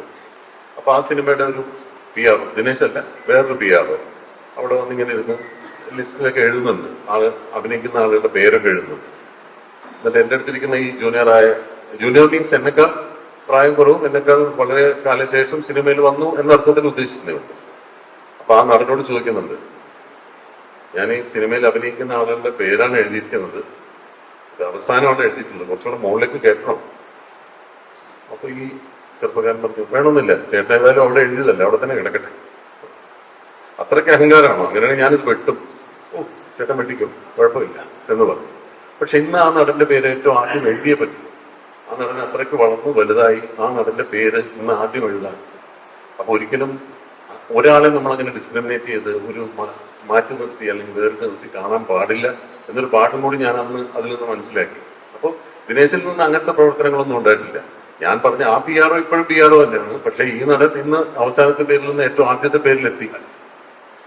അപ്പോൾ അങ്ങനെയുള്ള പ്രവർത്തനങ്ങളൊന്നും ദിനേശിന്റെ ഭാഗത്തുനിന്നും ഉണ്ടായിട്ടില്ല. അതുകൊണ്ടാണ് ദിനേശ് ഒറ്റ ഫോൺ കോളിൽ എന്നോട് ഈ കർമ്മം നിർവഹിക്കണമെന്ന് ആവശ്യപ്പെട്ടപ്പോൾ ഞാൻ വന്നോളാം എന്ന് പറഞ്ഞത് വളരെ സന്തോഷപൂർവ്വം വന്ന് ഇന്ന് ദിനേശിന്റെ പുസ്തകത്തിന്റെ പ്രകാശനം നിർവഹിച്ചു. സിവിച്ചാൻ പറഞ്ഞതുപോലെ ഈ പുസ്തകം ഒരുപാട് പേര് വായിക്കട്ടെ. വായന എന്ന് പറയുന്ന സ്വഭാവം ജനങ്ങളിൽ നിന്ന് അകന്നു പോകുന്ന ഒരു കാലഘട്ടത്തിലാണെങ്കിൽ പോലും ഒരുപാട് പേര് ഈ പുസ്തകം വായിക്കാൻ ഇടവരട്ടെ എന്ന പ്രാർത്ഥനയോടെ ഞാൻ ഈ പുസ്തകത്തിന്റെ പ്രകാശന കർമ്മം ഔദ്യോഗികമായി നിർവഹിച്ചതായി എല്ലാവരും അറിയിക്കുന്നു.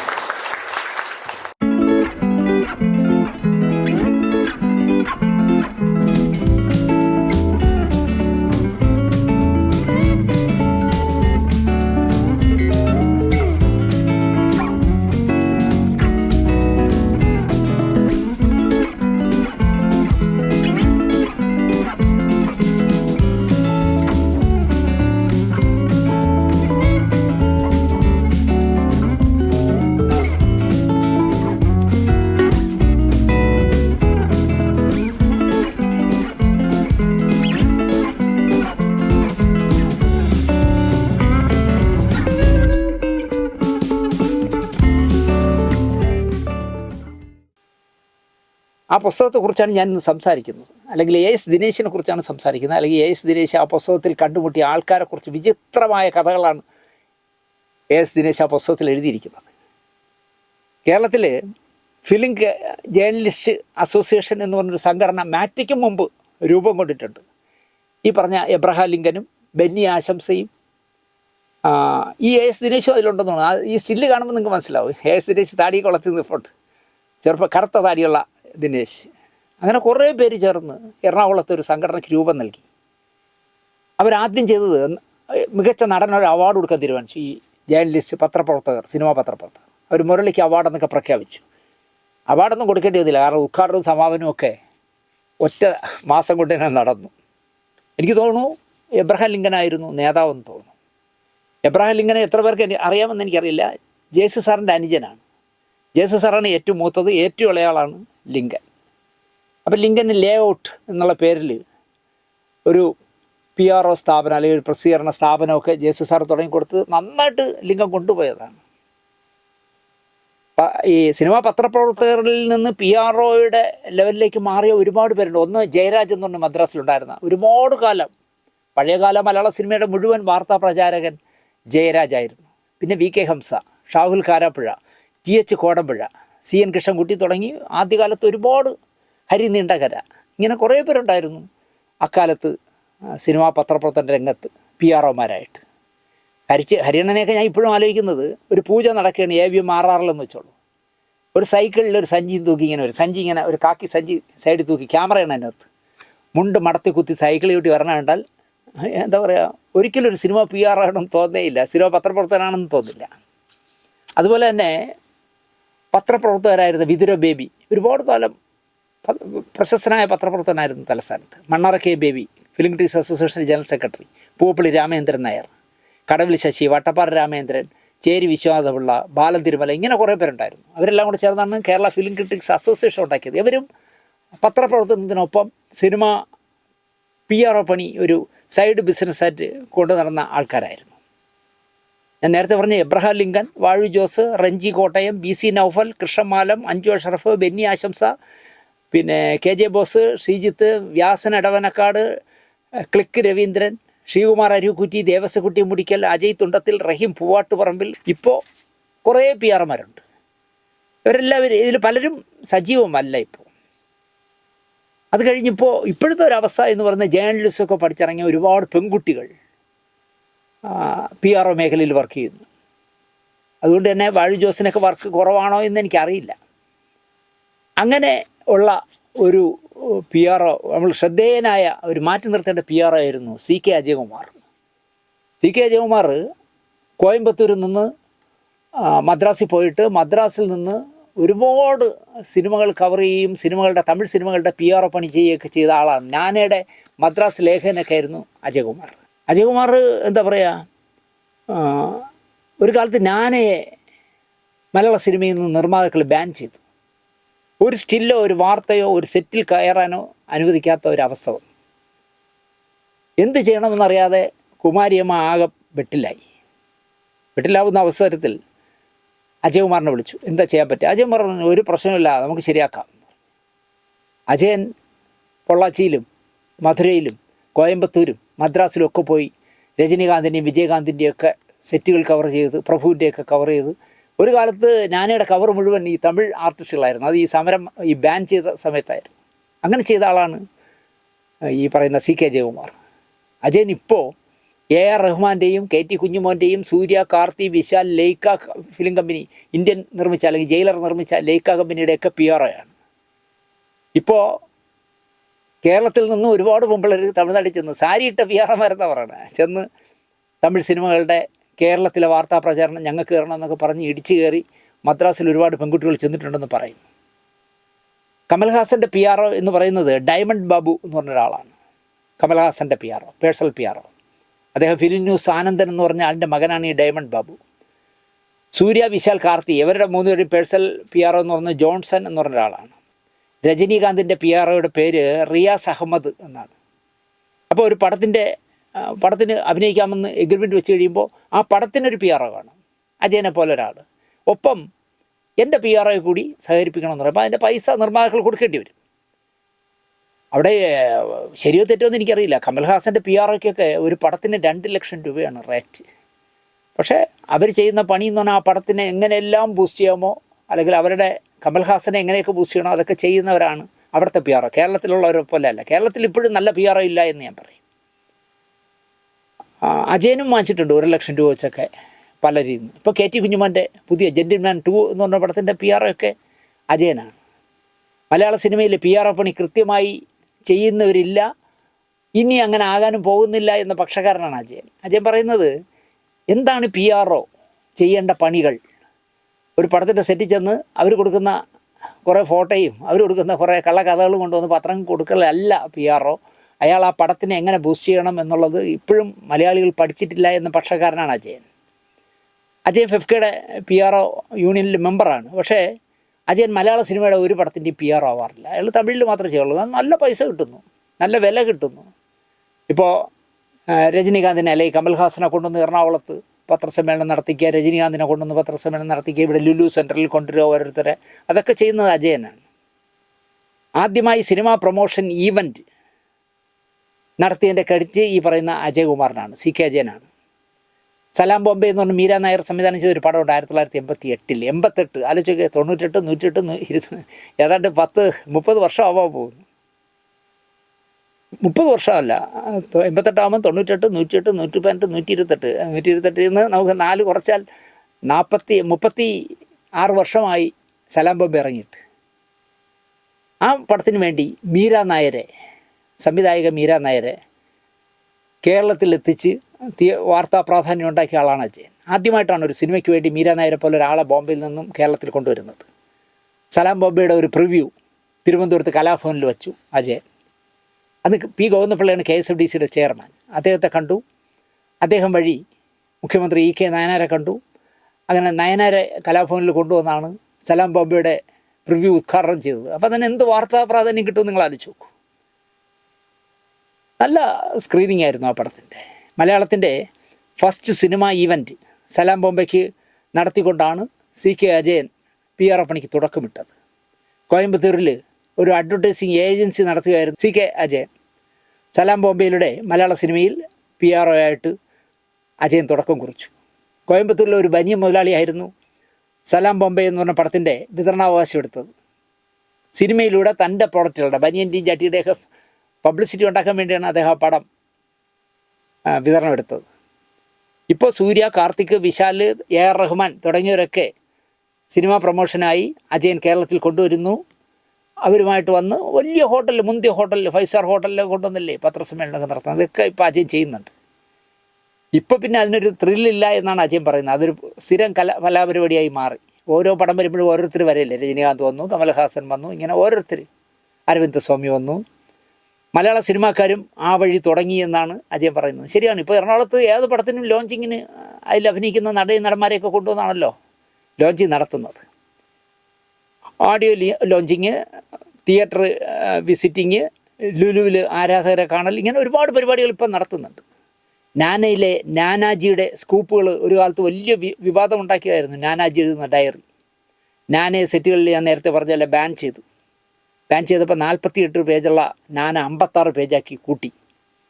എന്നിട്ട് ഈ 56 പേജ് എങ്ങനെ നിറയ്ക്കുമെന്ന് കുമാരിയമ്മ ആകെ വിഷമമായി. അപ്പോൾ അജയനാണ് പറഞ്ഞത്, ധൈര്യമായിട്ട് മുമ്പോട്ട് വന്നു, നമുക്ക് കുറച്ച് ലക്കം തമിഴ് സിനിമകൾക്ക് പ്രൊമോഷൻ കൊടുത്താൽ മതി, അതിന് ഒരു പഞ്ഞും ഇല്ലാതെ ഞാൻ അയച്ചു തരാം എന്ന് പറഞ്ഞ് അജയൻ ഈ സെറ്റുകളിൽ ഞാൻ നേരത്തെ പറഞ്ഞ കോയമ്പത്തൂർ, പൊള്ളാച്ചി, ഗോപിച്ചെട്ടിപ്പാളയം, ചെന്നൈ, മധുര തുടങ്ങിയ എല്ലാ സ്ഥലങ്ങളിലും പോയി സെറ്റ് കവർ ചെയ്ത് അയച്ചു കൊടുത്തു. രജനീകാന്ത്, വിജയകാന്ത്, പ്രഭു എല്ലാവരുടെയും അയച്ചു കൊടുത്തു. അങ്ങനെ ശരിക്കും പറഞ്ഞാൽ നാനയെ ബാൻ ചെയ്ത സമരത്തിനെ പൊളിച്ചു. CK അജയകുമാർ അതോടുകൂടി തമിഴ്നാട്ടിലെ നാനയുടെ ലേഖകനായി മാറി. കുമാരി അമ്മയുമായി മലയാള സിനിമാക്കാർ കോംപ്രമൈസായി. അതോടെ 2011, 2012, 2013 വർഷം തമിഴ് സിനിമാക്കാരെയൊക്കെ കേരളത്തിലെത്തിച്ചത് അജയകുമാറായിരുന്നു. സിനിമാക്കാർക്ക് ശിങ്കിടി അടിക്കുന്നവർക്കേ സിനിമകൾ കിട്ടാറുള്ളൂ. എനിക്ക് ആ പണിക്ക് വയ്യ എന്നാണ് CK അജയൻ പറയുന്നത്. ഞാൻ നേരത്തെ പറഞ്ഞല്ലോ, ജേസി സാറിൻ്റെ അനുജൻ എന്ന ക്രെഡിറ്റിൽ എബ്രഹാം ലിങ്കൻ എന്താണ് ഇനി മുന്നോട്ട് പോകേണ്ടതെന്ന് പറഞ്ഞപ്പോൾ സാറാണ് പറഞ്ഞത്, നീ ഈ സിനിമയുടെ ഒരു വാർത്താ പ്രചാരണമാകും. അതുവരെയും അങ്ങനൊരു പോസ്റ്റില്ല. അങ്ങനെ അദ്ദേഹം തുടങ്ങിക്കൊടുത്താൽ ലേഔട്ടിലൂടെ ഒരുപാട് സിനിമകൾ പുറത്തു വന്നു. സത്യനന്ദിക്കാടിൻ്റെയൊക്കെ സ്ഥിരം, സത്യനന്ദിക്കാട് ജേസി സാറിൻ്റെ അസിസ്റ്റൻ്റ് ആയിരുന്നതുകൊണ്ടും ലിങ്കൻ്റെ പ്രകൃതം കൊണ്ടും, ലിങ്കൻ ഒരു മാന്യനായ നല്ല മനുഷ്യനാണ്. PRO ആയിരുന്നു. പ്രധാനപ്പെട്ട ചില നിർമ്മാണ കമ്പനികളുടെയും സ്ഥിരം PRO എബ്രഹാം ലിങ്കനായിരുന്നു. ജേസി സാറിൻ്റെ വിയോഗത്തോടെ ലിങ്കൻ ഉഴപ്പാൻ തുടങ്ങി എന്ന് പറയാം. ശാസിക്കാൻ ആളില്ലല്ലോ. ഒപ്പം ലിങ്കന് സംവിധാന മോഹം ഉണർന്നു. എവിടെ വെച്ചോ ലിങ്കൻ തോന്നി, ചേട്ടൻ പോയി, ഇനിയിപ്പോൾ ഞാൻ ഒരു സംവിധായകനാകാം എന്ന് തോന്നി.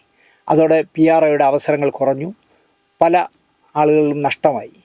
ഇവിടേക്കാണ് AS ദിനേശിൻ്റെ വരവ്. ലിങ്കൻ സത്യത്തിൽ സ്വയം കുഴിച്ച കുഴിയെന്ന് ഞാൻ പറയും. സത്യനന്ദിക്കാടിൻ്റെയൊക്കെ പടങ്ങളിൽ നിന്ന് പോലും ലിങ്കൻ ഒഴിവായി. അത് ലിങ്കൻ്റെ ഈ ഉഴപ്പ് കൊണ്ടും സംവിധായകനാകണമെന്നുള്ള അതിമോഹം കൊണ്ടും ഒക്കെ പറ്റി. എന്നിട്ട് സംവിധാനം ചെയ്തിട്ട് എവിടെയെങ്കിലും എത്തിയോ? ഒരിടത്തും എത്തിയില്ല. എന്നാലും അയാളെ ഭാഗ്യം തുണച്ചു. കാരണം മക്കളൊക്കെ ഇപ്പോൾ അമേരിക്കയിലും നല്ല ജീവിതമാണ് ലിങ്കൻ്റെ എപ്പോഴും. ഈ സ്പേസിലേക്കാണ്, എബ്രഹാം ലിങ്കൻ്റെ സ്പേസിലേക്കാണ് AS ദിനേശിൻ്റെ വരവ്. ഒരുപാട് കാലം AS ദിനേശ് PRO വർക്ക് ചെയ്ത സിനിമകളുടെ മുഴുവൻ പറ്റിലെഴുതിയത് എൻ്റെ പേരിലായിരുന്നു. ഞാനാണ് AS ദിനേശും ശാന്തുള്ള ദിനേശും ഒരാളാണെന്ന് പലരും കരുതി. സംസാരത്തിനിടയിൽ പറയും, PRO പണിയുണ്ടല്ലേ, മറ്റേ പടത്തിൻ്റെ എഴുതിയിരിക്കുന്ന വായിച്ചു. ഞാൻ പറയും, അയ്യോ അത് ഞാനല്ല, അത് എറണാകുളത്തുള്ള AS ദിനേശ് എന്ന് പറഞ്ഞൊരു മാന്യനാണെന്ന് പറഞ്ഞാൽ ആർക്കും വിശ്വാസമില്ല. അതുകൊണ്ട് തന്നെ ദിനേശ് PRO രംഗത്തും മാന്യനായി. PROമാർക്ക് സെറ്റിൽ ഒരു മാന്യതയും മോശമില്ലാത്ത പ്രതിഫലവും ഉറപ്പാക്കിയതിൽ AS ദിനേശിന് വലിയ പങ്കുണ്ട്. ചെല്ലുമ്പോൾ ഒരു 500 രൂപയും വണ്ടിക്ക് ബസ്സിൽ പോകാൻ 100 രൂപ എന്നൊക്കെ പറഞ്ഞ് പിച്ചക്കാശ് കൊടുത്തുകൊണ്ടിരുന്ന ഒരു മേഖലയായിരുന്നു. അതുകൊണ്ട് ലിങ്കനൊക്കെ അങ്ങനെ കിട്ടിയിരിക്കാൻ വഴിയുള്ളൂ. പക്ഷേ AS ദിനേശ് വന്നതോടുകൂടി PROമാർക്കൊരു മാന്യത വന്നു എന്ന് വേണമെങ്കിൽ പറയാം. കാരണം AS ദിനേശിൻ്റെ ഏറ്റവും വലിയ ക്വാളിറ്റി, ഒരു പടത്തിൻ്റെയും ഒരു പടം തുടങ്ങുകയാണെന്ന് പറഞ്ഞാൽ അങ്ങോട്ട് വിളിച്ച് എന്നെ PRO ഒന്നും ചോദിക്കില്ല. ഒരു പടത്തിൻ്റെ സെറ്റിലും എനിക്ക് ഇത്ര രൂപ വേണമെന്ന് വാശി പിടിക്കില്ല. വളരെ മാന്യമായി പെരുമാറുന്ന, പിന്നെ പരദൂഷണം അതുപോലുള്ള പരിപാടികളൊന്നുമില്ല. പൈസ കടം വാങ്ങിച്ചു കൊടുക്കലില്ല, സാറ്റലൈറ്റ് റൈറ്റ് വിറ്റ് കൊടുക്കലില്ല, ഒന്നുമില്ല. Only PRO. അത് മാത്രമേ ദിനേശ് ചെയ്യൂ. ഒരു സെറ്റിലും വിളിക്കാതെ AS ദിനേശ് ചെന്ന് എന്താ പറയുക, വെട്ടിച്ച് വേറൊരാളെ വെച്ചിരിക്കുന്നത് അതിനെ വെട്ടി കയറുന്ന സ്വഭാവം ഇല്ലാത്തതാണ് എനിക്ക് ദിനേശിനോടുള്ള ഏറ്റവും വലിയ ഇഷ്ടം. ആരുടെയെങ്കിലും മുറിയിൽ പെട്ടി വെച്ചതായിട്ടോ ഏത് മദ്യപാന സദസ്സിലും ഗ്ലാസുമായിട്ട് കൈനീട്ടി നിന്നതായിട്ട് ഇന്നുവരെ ദിനേശിനെ കുറിച്ച് പറഞ്ഞിട്ടില്ല. കാരണം ദിനേശ് മദ്യപിക്കുന്നില്ല. എവിടെ പോയാലും മാന്യമായ റൂം ദിനേശിന് ഇപ്പോൾ കിട്ടും. എനിക്ക് ജീവിക്കാവുന്നതിലും അപ്പുറം കാശ് സിനിമയിൽ നിന്ന് കിട്ടുന്നുണ്ടെന്നും കുറച്ച് പടങ്ങളുടെ എണ്ണം കുറച്ചാലോ എന്ന് ഞാൻ ചിന്തിക്കുകയാണെന്നും എന്നോട് തുറന്നു പറഞ്ഞ ആളാണ് എസ് ദിനേശ്. ഒരു ദിവസം പറയാം, ദിനേശ് എനിക്ക് നന്നായിട്ട് ജീവിക്കാനുള്ള കാശ് കിട്ടുന്നു കേട്ടോ. ഇഷ്ടംപോലെ പടം ഒരുപാട് ആയപ്പോഴേ എനിക്ക് തന്നെ മടുത്തു തുടങ്ങി. കുറേ പടങ്ങൾ വിട്ട് കുറച്ച് പടങ്ങൾ മാത്രം ചെയ്താലോ എന്ന് ഞാൻ ആലോചിക്കുകയാണ്. നിങ്ങളും കൂടെ പറഞ്ഞു വാ, നിങ്ങൾക്ക് ഞാൻ കുറേ അവസരങ്ങൾ വാങ്ങിച്ചു തരാമെന്ന് എന്നോട് പറയാം. ചാന്തുള്ള ദിനേശും എസ് ദിനേശും കൂടെ 2 PR വർക്ക് നമുക്ക് വർക്ക് ചെയ്യാമെന്ന്. ഞാൻ അത് വിട്ടു എന്ന് പറഞ്ഞാൽ വിട്ടത് തന്നെ. ഇനി അതിനെന്തായാലും ഞാൻ പോകില്ല. എസ് ദിനേശ് ആവശ്യമില്ലാത്തതൊന്നും വീട്ടിൽ വയ്ക്കുന്ന ഒരാളല്ല. ഞാനാണെങ്കിൽ ആവശ്യമില്ലാത്തതെല്ലാം വീട്ടിൽ വയ്ക്കുന്ന ഒരാളാണ്. വാട്സാപ്പോ ഫേസ്ബുക്കോ യൂട്യൂബോ ഒക്കെ വരുമെന്ന് വിചാരിച്ചിട്ടല്ല. ₹1.25 വിലയുള്ള നാന സ്വന്തമായി വാങ്ങി വായിച്ചിരുന്ന കാലം മുതലുള്ള എല്ലാ പ്രസിദ്ധീകരണങ്ങളും ഞാൻ ഇപ്പോഴും സൂക്ഷിച്ചു വെച്ചിട്ടുണ്ട്. അങ്ങനെ അടുക്കി വയ്ക്കുന്ന ഒരാൾ. ഇപ്പോൾ വാടക വീടായിട്ടുണ്ട്, തലവേദന ഉണ്ടെങ്കിൽ പോലും ഓരോ വാടക വീട് മാറുമ്പോഴും ഹിന്ദിക്കാരന്മാർ ഏറ്റവും കൂടുതൽ ജോലി ചെയ്യുന്നത് ഈ പുസ്തകങ്ങളും പത്രങ്ങളും ചുവന്നാണ്. അതുപോലെ ഏത് വീട്ടിൽ പോയാലും, ഞാനിപ്പോൾ നിങ്ങളുടെ വീട്ടിൽ വന്നെന്ന് വെച്ചോളൂ, അവിടെ നിങ്ങൾ വരുത്തുന്നൊരു പത്രം ജനറലായ എല്ലാവരും വായിക്കുന്ന മനോരമയോ മാതൃഭൂമിയോ കേരളമതിയോ ദേശാഭിമാനിയോ അല്ലെന്ന് വെച്ചോളൂ, വേറെ ഏതെങ്കിലും ഒരു പത്രമാണ് നിങ്ങൾ വായിക്കുന്നതെങ്കിൽ ഞാൻ പതുക്കെ അവിടെ ഇരിക്കുന്ന ടീപ്പോയുടെ അടിയിരിക്കുന്ന പേപ്പറുകൾ എടുത്ത് വെച്ച് പരിശോധിച്ചിട്ട് ഞായറാഴ്ച പതിപ്പുകളൊക്കെ നുള്ളി പറക്കും. എന്നിട്ട് ഞാൻ ചോദിക്കും, എടുത്തോട്ടെ, നിങ്ങൾക്ക് ആവശ്യമില്ലാത്തല്ലേ, നിങ്ങൾ തൂക്കി വയ്ക്കുന്നില്ല, നിങ്ങൾ അതിനെന്താ എടുത്തോളൂ എന്ന് പറയും. ഞാൻ അങ്ങനെ വീക്കെൻഡുകൾ പോലും 10-25 വർഷത്തെ വീക്കെൻഡുകൾ പോലും സൂക്ഷിക്കുന്ന ഒരാളാണ്.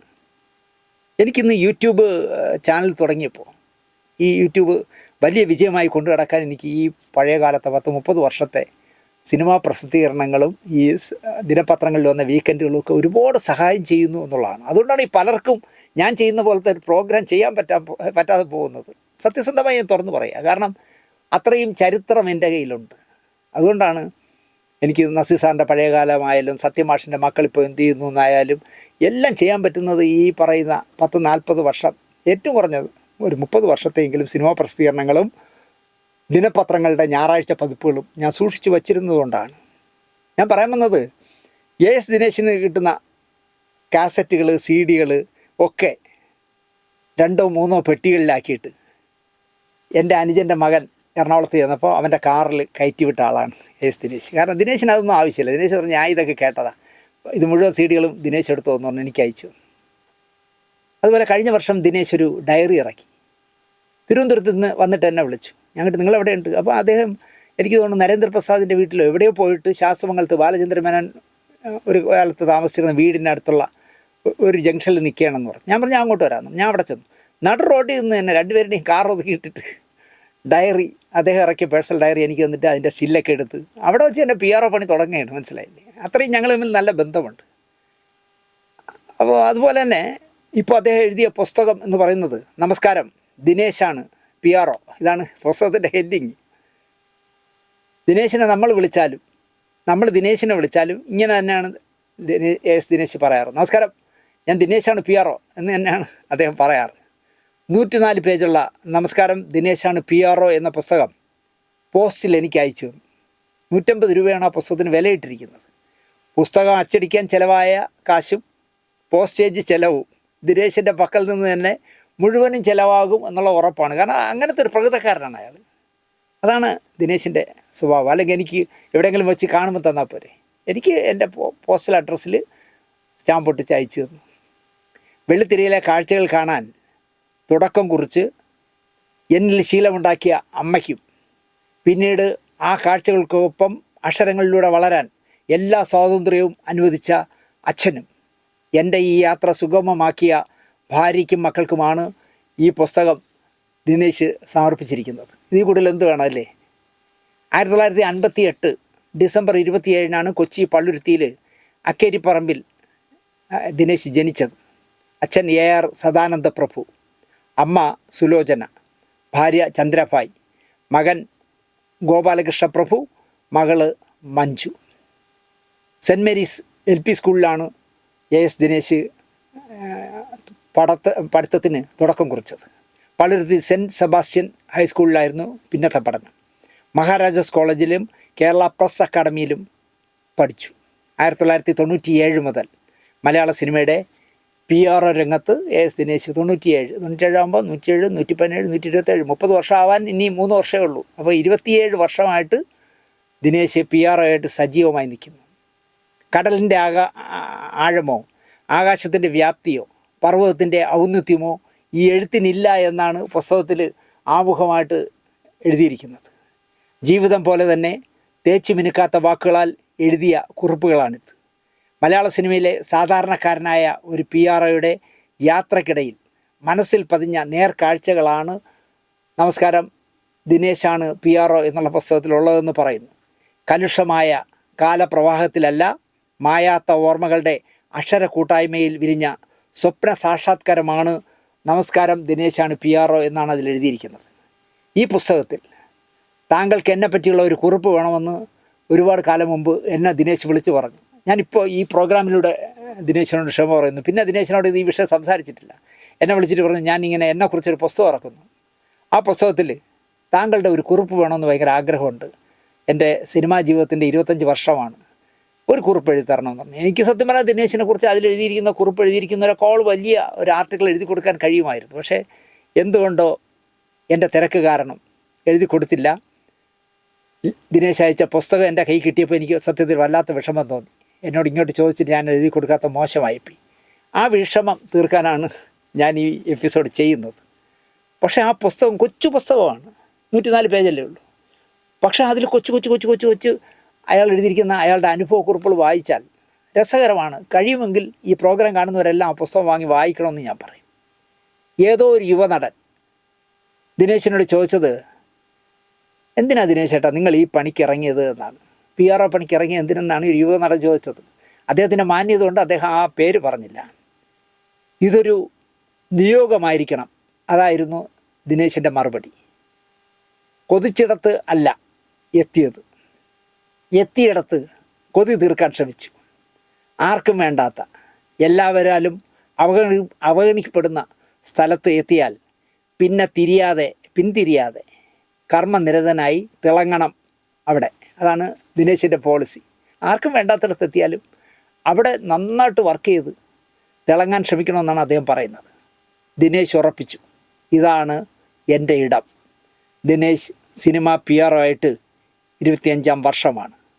ആറ്റുവേല എന്ന് പറഞ്ഞ സിനിമയിലായിരുന്നു ആദ്യമായിട്ട് PR വർക്ക് ചെയ്തത്. ദിനേശിന് വിശ്വസിക്കാനാകുന്നില്ല 25 വർഷമായി ഞാൻ PR ആയിട്ടെന്ന്. ഞാനൊരു ഭാഗ്യവാനാണെന്നാണ് ഈ 25 വർഷത്തിലേക്ക് തിരിഞ്ഞു നോക്കിക്കൊണ്ട് ദിനേശ് പറയുന്നത്. ആഡിയോ കാസറ്റ് കമ്പനികൾക്ക് അവരിറക്കുന്ന കാസറ്റുകളുടെ വാർത്തകൾ കൊടുത്തുകൊണ്ടാണ് എസ് ദിനേശ് എന്ന് പറഞ്ഞ PR തുടക്കമിടുന്നത്. പ്രസ് അക്കാഡമിയിൽ സഹപാഠിയായിരുന്ന ശ്രീകുമാർ അരുക്കുറ്റി വഴിയാണ് ദിനേശിൻ്റെ യാത്രയുടെ തുടക്കം. ശ്രീകുമാറും കുറച്ചു കാലം PR ആയിരുന്നു. പിന്നെ ദേശാടനത്തിനൊക്കെ കഥ എഴുതി. തമ്പി കണ്ണന്താനത്തിൻ്റെ വിശ്വസ്തനായ സഹസംവിധായകനായി, ഇതിനിടയ്ക്ക് വക്കീലായി, ഞങ്ങളുടെ സിനിമാ സംഘടനകളുടെ നേതാവായി. ശ്രീകുമാർ കൈവയ്ക്കാത്ത മേഖലകളില്ല എന്ന് പറയാം. പിന്നെ ആനയെക്കുറിച്ച് E4 എലിഫൻ്റ് എന്ന് പറഞ്ഞ് കൈരളി ചാനലിൽ എത്രയോ എപ്പിസോഡ്, 10, 150, 200 എപ്പിസോഡ് ആനകളെക്കുറിച്ച് ചെയ്തു. അതിൻ്റെ ഒരു തടിച്ച പുസ്തകം E4 എലിഫൻ്റ് എന്ന് പറഞ്ഞ ഒരു പുസ്തകം ഇറക്കി. ബഹുമുഖ പ്രതിഭയാണ് ശ്രീകുമാർ അരുക്കുറ്റിയാണ് എസ് ദിനേശിൻ്റെ യാത്രയ്ക്ക് തുടക്കം കുറിച്ചു കൊടുത്തത്. അക്കാലത്ത് കാസറ്റുകൾക്കും CD-കൾക്കും വലിയ ജനപ്രിയത അക്കാലത്തുണ്ടായിരുന്നു. ഓഡിയോയ്ക്ക് CD-ക്കൊക്കെ ലോഞ്ചിങ്ങൊക്കെ അക്കാലത്ത് ഇന്ന് സിനിമകളുടെ ലോഞ്ചിങ് പോലെയാണ്. മോഹൻലാലിൻ്റെ സിനിമയുടെ മോഹൻലാൽ വന്ന് ലോഞ്ച് ചെയ്യുന്ന ഒരു കാലമൊക്കെ ഉണ്ടായിരുന്നു. അങ്ങനെ അതുമാത്രമല്ല, പ്രിയദർശൻ്റെയൊക്കെ പടമാണെന്ന് തോന്നുന്നു, മോഹൻലാൽ അഭിനയിക്കുന്ന പടങ്ങളുടെ ഓഡിയോ CD-ക്കൊക്കെ 25 ലക്ഷം രൂപ വരെ വിലയുണ്ടായിരുന്ന കാലം ഉണ്ടായിരുന്നു. ഇപ്പോൾ അതൊന്നും 10 പൈസ കിട്ടില്ല. ഒരു മനോരമയൊക്കെ മാതൃഭൂമിയൊക്കെ വെറുതെ പരസ്യം തരും എന്നുള്ളതല്ലാതെ ഇപ്പോൾ നമ്മൾ എത്ര രൂപ മുടക്കി കാസറ്റ് ചെയ്താലും പൈസയൊന്നും കിട്ടില്ല. അങ്ങനെ ആഡിയോ കാസറ്റ് രംഗമൊക്കെ ഇപ്പോൾ ഈ പൈറസി ഇറങ്ങി എല്ലാം പോയി. ഒരു സിനിമയുടെ ഗംഭീരമായ തുടക്കമായിരുന്നു അക്കാലത്ത് ഓഡിയോ CD റിലീസ് ചെയ്യുന്നത്. ഈ ചടങ്ങിൽ സിനിമാക്കാരുടെ സ്വാധീനം അല്ലെങ്കിൽ സാമീപ്യം ഒക്കെ ഉണ്ടാവും. ഇത്തരം പ്രോഗ്രാമുകളിൽ വരുന്ന സിനിമാക്കാരുമായി ദിനേശിന് പരിചയപ്പെടാനായി. ആ പരിചയപ്പെടൽ സിനിമകളിലേക്കുള്ള യാത്രയ്ക്ക് എളുപ്പമായി. കാസറ്റ് കമ്പനികളായ സർഗസ് സ്പീഡ് ഓഡിയോസും, അതിൻ്റെ ഉടമസ്ഥൻ്റെ പേരാണ് കബീർ, അദ്ദേഹം നിർമ്മിച്ച ദാദാ സാഹിബ്, വിനയൻ സംവിധാനം ചെയ്ത മമ്മൂട്ടി നായകനായ ദാദാസാഹിബ്, ജോഡി സാഗരിക നിർമ്മിച്ച ഹരിഹരൻപിള്ള ഹാപ്പിയാണ് എന്നുള്ളൊരു പടം ഉണ്ടല്ലോ. ഈ 2 പടത്തിൻ്റെയും PRO സ്വാഭാവികമായിട്ടും ഓഡിയോ കാസറ്റ് കമ്പനിക്കാരായതുകൊണ്ട് അവരുടെ കാസറ്റുകൾക്ക് PRO വർക്ക് ചെയ്തിരുന്ന ദിനേശിനെ തന്നെ വച്ചു. അപ്പോൾ ഒരേ സമയം തന്നെ മമ്മൂട്ടിയുടെയും മോഹൻലാലിൻ്റെയും പടത്തിൻ്റെ PRO ആയിട്ട് ശ്രദ്ധേയനായി. 2 സൂപ്പർ സ്റ്റാറുകളുടെ സിനിമകൾക്ക് ഒരു പുതുമുഖം ഒരേ സമയം PRO ആയത് ലോട്ടറി അടിച്ചതുപോലെ ആയി എന്നാണ് ദിനേശ് പറയുന്നത്. ഹരിഹരൻപിള്ള ഹാപ്പിയാണിൻ്റെ പോസ്റ്ററിൽ PRO ആയ AS ദിനേശിൻ്റെ പേരും വച്ചു എന്നുള്ളതാണ് ജോണി സാഗരിയെ നമ്മൾ അഭിനന്ദിക്കേണ്ടത്. PROയുടെ ഒന്നും പേര് ഒരു പോസ്റ്ററിലും വയ്ക്കാറില്ല. പക്ഷേ ഹരിഹരൻപിള്ള ഹാപ്പിയാണ് എന്ന് പറഞ്ഞ പടത്തിൻ്റെ പോസ്റ്ററിൽ ടെക്നീഷ്യന്മാരെ പേര് വച്ചിരിക്കുന്ന കൂട്ടത്തിൽ PRO AS ദിനേശ് എന്നുകൂടി വച്ചു. രസകരമായ കൊച്ചു കൊച്ചു കഥകളാണ് ദിനേശ് പറയുന്നത്. 1991 ഫിലിം ഫെസ്റ്റിവലിൽ പങ്കെടുക്കാനായിട്ട് ദിനേശ് ചെന്നൈയിൽ ചെന്നു. അപ്പോൾ കൊച്ചിൻ ഫിലിം സൊസൈറ്റിയിലൊക്കെ സഹകരിച്ചിരുന്ന ആളായിരുന്നു ദിനേശ്. എഴുത്തുകാരനായ KN ഷാജിയാണ് ഫെസ്റ്റിവലിൽ പങ്കെടുക്കാനുള്ള പാസ് സംഘടിപ്പിച്ചു കൊടുത്തത്, ഡെലിഗേറ്റ് പാസ്. സ്വന്തം ഫോട്ടോയൊക്കെ പതിച്ച പാസുമായി AS ദിനേശ് സിനിമ കാണാനായിട്ടൊരു തിയേറ്റർ കയറിയിരുന്നു. ലൈറ്റ് അണഞ്ഞു, പടം തുടങ്ങി. ഒരു ചെറിയ കാറ്റ്, ഒരു കുളിർ കാറ്റ് ദിനേശിൻ്റെ ശരീരത്തിലൂടെ കടന്നു പോയതുപോലെ ഒരു ഫീലിംഗ് ദിനേശിന് വന്നു. നോക്കുമ്പോൾ ഇരുട്ടത്തൊരാൾ നടന്നു വന്ന് ദിനേശിൻ്റെ അടുത്തുള്ളൊരു കസേരയിൽ, ഒഴിഞ്ഞ കസേരയിൽ, തൊട്ടടുത്ത കസേരയിൽ വന്നിരുന്നു. പടം കണ്ടുകൊണ്ടിരിക്കുകയാണല്ലോ ദിനേശ്. അതുകൊണ്ട് അടുത്ത് വന്നിരുന്ന ആരെന്ന് ശ്രദ്ധിച്ചില്ല. നിമിഷങ്ങൾ കഴിഞ്ഞപ്പോൾ ഒരു 4-5 പേര് കയറി ഈ വന്നിരുന്ന ആളിൻ്റെ അടുത്തേക്ക് വന്നു. അവരിൽ തമിഴിൽ സംസാരിക്കാൻ അടക്കി പിടിച്ച ശബ്ദത്തിൽ പറയുകയാണ്, സാർ വാങ്ങ സാർ, നമുക്ക് VIP സീറ്റ് എടുക്കുക സാർ, അങ്ങോട്ട് മാറാം സാർ എന്നൊക്കെ പറയുന്നു. പക്ഷേ അയാൾ പോയില്ല. ഈ വന്ന 4-5 പേര് പറയുകയാണ്, സാർ എണീറ്റ് വരണം സാർ, സോറി സാർ, ഞങ്ങൾക്ക് തെറ്റിയതാണ് സാർ, നമുക്ക് VIP സീറ്റിൽ ഇരിക്കാമെന്നൊക്കെ പറഞ്ഞിട്ട് അയാൾ വേണ്ട ഞാൻ ഇവിടെ ഇരുന്ന് കണ്ടോളാം എന്ന് പറഞ്ഞാൽ അയാൾ സിനിമ കാണുകയാണ്. ഈ വന്ന് റിക്വസ്റ്റ് ചെയ്തവർ പോയപ്പോൾ അടുത്തിരിക്കുന്ന ഒരു VIP ആണെന്ന് മനസ്സിലായ ദിനേശ് ഇരുട്ടിൽ പതിയെ അദ്ദേഹം അറിയാതെ ഒന്ന് തിരിഞ്ഞു നോക്കി ആരെന്ന്. ശരിക്കും പറഞ്ഞാൽ ദിനേശ് പറയുന്നത് ഞാൻ വാവൊളിച്ചു പോയി എന്നാണ് പറഞ്ഞത്. കാരണം തൻ്റെ തൊട്ടടുത്ത് വന്നിരുന്ന് ഫെസ്റ്റിവലിൻ്റെ സിനിമ കാണുന്നത് സാക്ഷാൽ സ്റ്റൈൽ മന്നൻ രജനീകാന്താണ്. അവിടെ ഇരുന്ന് അദ്ദേഹം ആ സിനിമ മുഴുവൻ കണ്ടു. അപ്പോൾ രജനീകാന്തിൻ്റെ അടുത്തിരുന്ന അദ്ദേഹം സിനിമ കണ്ടു. പക്ഷേ ദിനേശ് കണ്ടിരിക്കാൻ വഴിയില്ല. ദിനേശ് ആകെ വരണ്ടുപോയി. കാരണം തൊട്ടടുത്തിരിക്കുന്നത് രജനീകാന്താണ്. സിനിമ തീരാൻ മിനിറ്റുകൾ ബാക്കിയുള്ളപ്പോൾ അദ്ദേഹം ഇരുട്ടത്ത് ഇറങ്ങി പോവുകയും ചെയ്തു. കാരണം പടം വിട്ടാൽ അദ്ദേഹത്തിന് അവിടെ പൊതിയില്ല ആൾക്കാരെല്ലാം കൂടി. മൊത്തം പ്രശ്നമാകുമെന്നുള്ളതുകൊണ്ട് പടം തീരുന്നതിന് ഒരു 2 മിനിറ്റ് മുമ്പ് അദ്ദേഹം ഇറങ്ങിപ്പോയി. ഒപ്പം ആ പ്രസരിപ്പുള്ള കാറ്റും കടന്നുപോയി എന്നാണ് ദിനേശ് പറയുന്നത്. ചില പോസിറ്റീവ് എനർജിയുള്ള ആളുകൾ നമ്മുടെ അടുത്ത് വന്നിരുന്നാൽ നമുക്കൊരു വളരെ എന്താ പറയുക സുഖം തോന്നും, പോസിറ്റീവ് ഒരു എനർജി തോന്നും. അപ്പോൾ ദിനേശ് പറയുന്നത് രജനീകാന്ത് എണീറ്റ് പോയപ്പോൾ ഒപ്പം ആ പ്രസരിപ്പുള്ള കാറ്റും കടന്നുപോയി എന്നാണ്. ഇപ്പോൾ വേണമെങ്കിൽ വേറൊരു കാര്യം പറയാം, ഇതൊന്നും മലയാളത്തിൽ നടക്കില്ല. ഞാനിപ്പോൾ 2 ദിവസം മുമ്പ് എനിക്കൊരു ആരോ ഒരു സ്റ്റിൽ അയച്ചതപ്പോൾ രജനീകാന്ത് ഒരു ഓട്ടോറിക്ഷയിൽ മകളുടെ കുട്ടിയെ കയറ്റി, നമ്മളൊക്കെ മുത്തശ്ശന്മാരും അച്ഛന്മാരും ഒക്കെ കുട്ടികളെ മഴയത്ത് സ്കൂളിൽ കൊണ്ടാക്കുന്ന പോലെ എത്ര കാറ് കാണുമെന്ന് ആലോചിച്ച് നോക്കി. ഏതെല്ലാം തരത്തിലുള്ള എത്ര കോടിയുടെ കാറ് കാണും. പക്ഷേ ആ മനുഷ്യൻ ഒരു ഓട്ടോറിക്ഷയിൽ മകളുടെ കുട്ടിയെ കയറ്റി സ്കൂളിൽ കൊണ്ടുവന്ന് ക്ലാസ്സിലാക്കിയിട്ട് പോകുന്നു രജനീകാന്ത്. മലയാളത്തിലെ ഏതെങ്കിലും ഒരു ചോട്ട നടൻ ചെയ്യുമോ നിങ്ങൾ ആലോചിച്ച് നോക്കിയേ. ലോണിലെടുത്ത BMW കൊണ്ടല്ലേ പോകൂ സ്കൂളിൽ ജാട കാണിക്കാൻ. അതാണ് രജനീകാന്ത്. അതുപോലെ എൻ്റെ ചില്ലുവിളക്കിൽ പ്രൊഡക്ഷൻ എക്സിക്യൂട്ടീവ് ആയിരുന്ന ആളാണ് റോഷൻ ചിറ്റൂർ. ഒരുപാട് സിനിമകളുടെ പ്രൊഡക്ഷൻ എക്സിക്യൂട്ടീവാണ്, ഒരുപാട് സിനിമകളുടെ. ആ റോഷൻ ചിറ്റൂരിനെ കുറിച്ച് ഇദ്ദേഹം സംസാരിക്കുന്നു. അത് രസകരമായ കാര്യമാണ്. എടപ്പള്ളിയിലെ ഫ്ലാറ്റിലേക്കൊന്ന് വരാമോ എന്ന് റോഷൻ ചിറ്റൂർ വിളിച്ച് ചോദിക്കുന്നു. അതിനെന്താ ഞാൻ വരാമെന്ന് AS ദിനേശ് മറുപടി പറയുന്നു. വൈകാതെ AS ദിനേശ് ഫ്ലാറ്റിലേക്ക് എത്തി. റോഷനെ കണ്ടു. സംസാരത്തിനിടയിൽ പുതിയ സിനിമ തുടങ്ങാൻ പോകുന്ന കാര്യവും എത്രയാണ് താങ്കളുടെ PRO ആയിട്ട് വർക്ക് ചെയ്യാനുള്ള പ്രതിഫലമൊന്നും ചോദിച്ചു. അപ്പോൾ ദിനേശിൻ്റെ സ്ഥായിയായ സ്വഭാവം അനുസരിച്ച് ദിനേശ് പറഞ്ഞു, അത് റോഷൻ നിശ്ചയിച്ചോളൂ എന്ന് പറഞ്ഞു. റോഷൻ ഒരു തുക പറഞ്ഞു. ഇത് കുറവാണോ എന്ന് തിരക്കി. മതിയെന്ന് സംതൃപ്തിയോടെ ദിനേശ് പറഞ്ഞു. പ്രതീക്ഷിക്കാത്ത ക്ഷണം. പ്രതിഫലം ആദ്യമായിട്ടാണ് ഒരു സിനിമയ്ക്ക് എത്ര വേണം എന്ന് ചോദിക്കുന്നത്. അത് റോഷൻ അവകാശപ്പെട്ടതാണ്. അത് കൃത്യമായി റോഷൻ നൽകുകയും ചെയ്തു. ദുൽഖർ സൽമാൻ ആദ്യമായി ക്യാമറയ്ക്ക് മുന്നിൽ നിന്ന സെക്കൻഡ് ഷോ എന്ന് പറഞ്ഞ പടത്തിന് വേണ്ടിയാണ് റോഷൻ വിളിച്ചത്. ഇതിലിപ്പോൾ എന്തിരിക്കുന്നു എന്ന് ഇത് കേട്ടോണ്ടിരിക്കുന്നത് നിങ്ങൾക്ക് തോന്നാം. സിനിമയിൽ പണിയെടുത്താൽ ശമ്പളം ചോദിച്ചു വാങ്ങണം, അറിഞ്ഞു തരില്ല, അതാണ് കീഴ്വഴക്കം, അതാണ് പ്രശ്നം.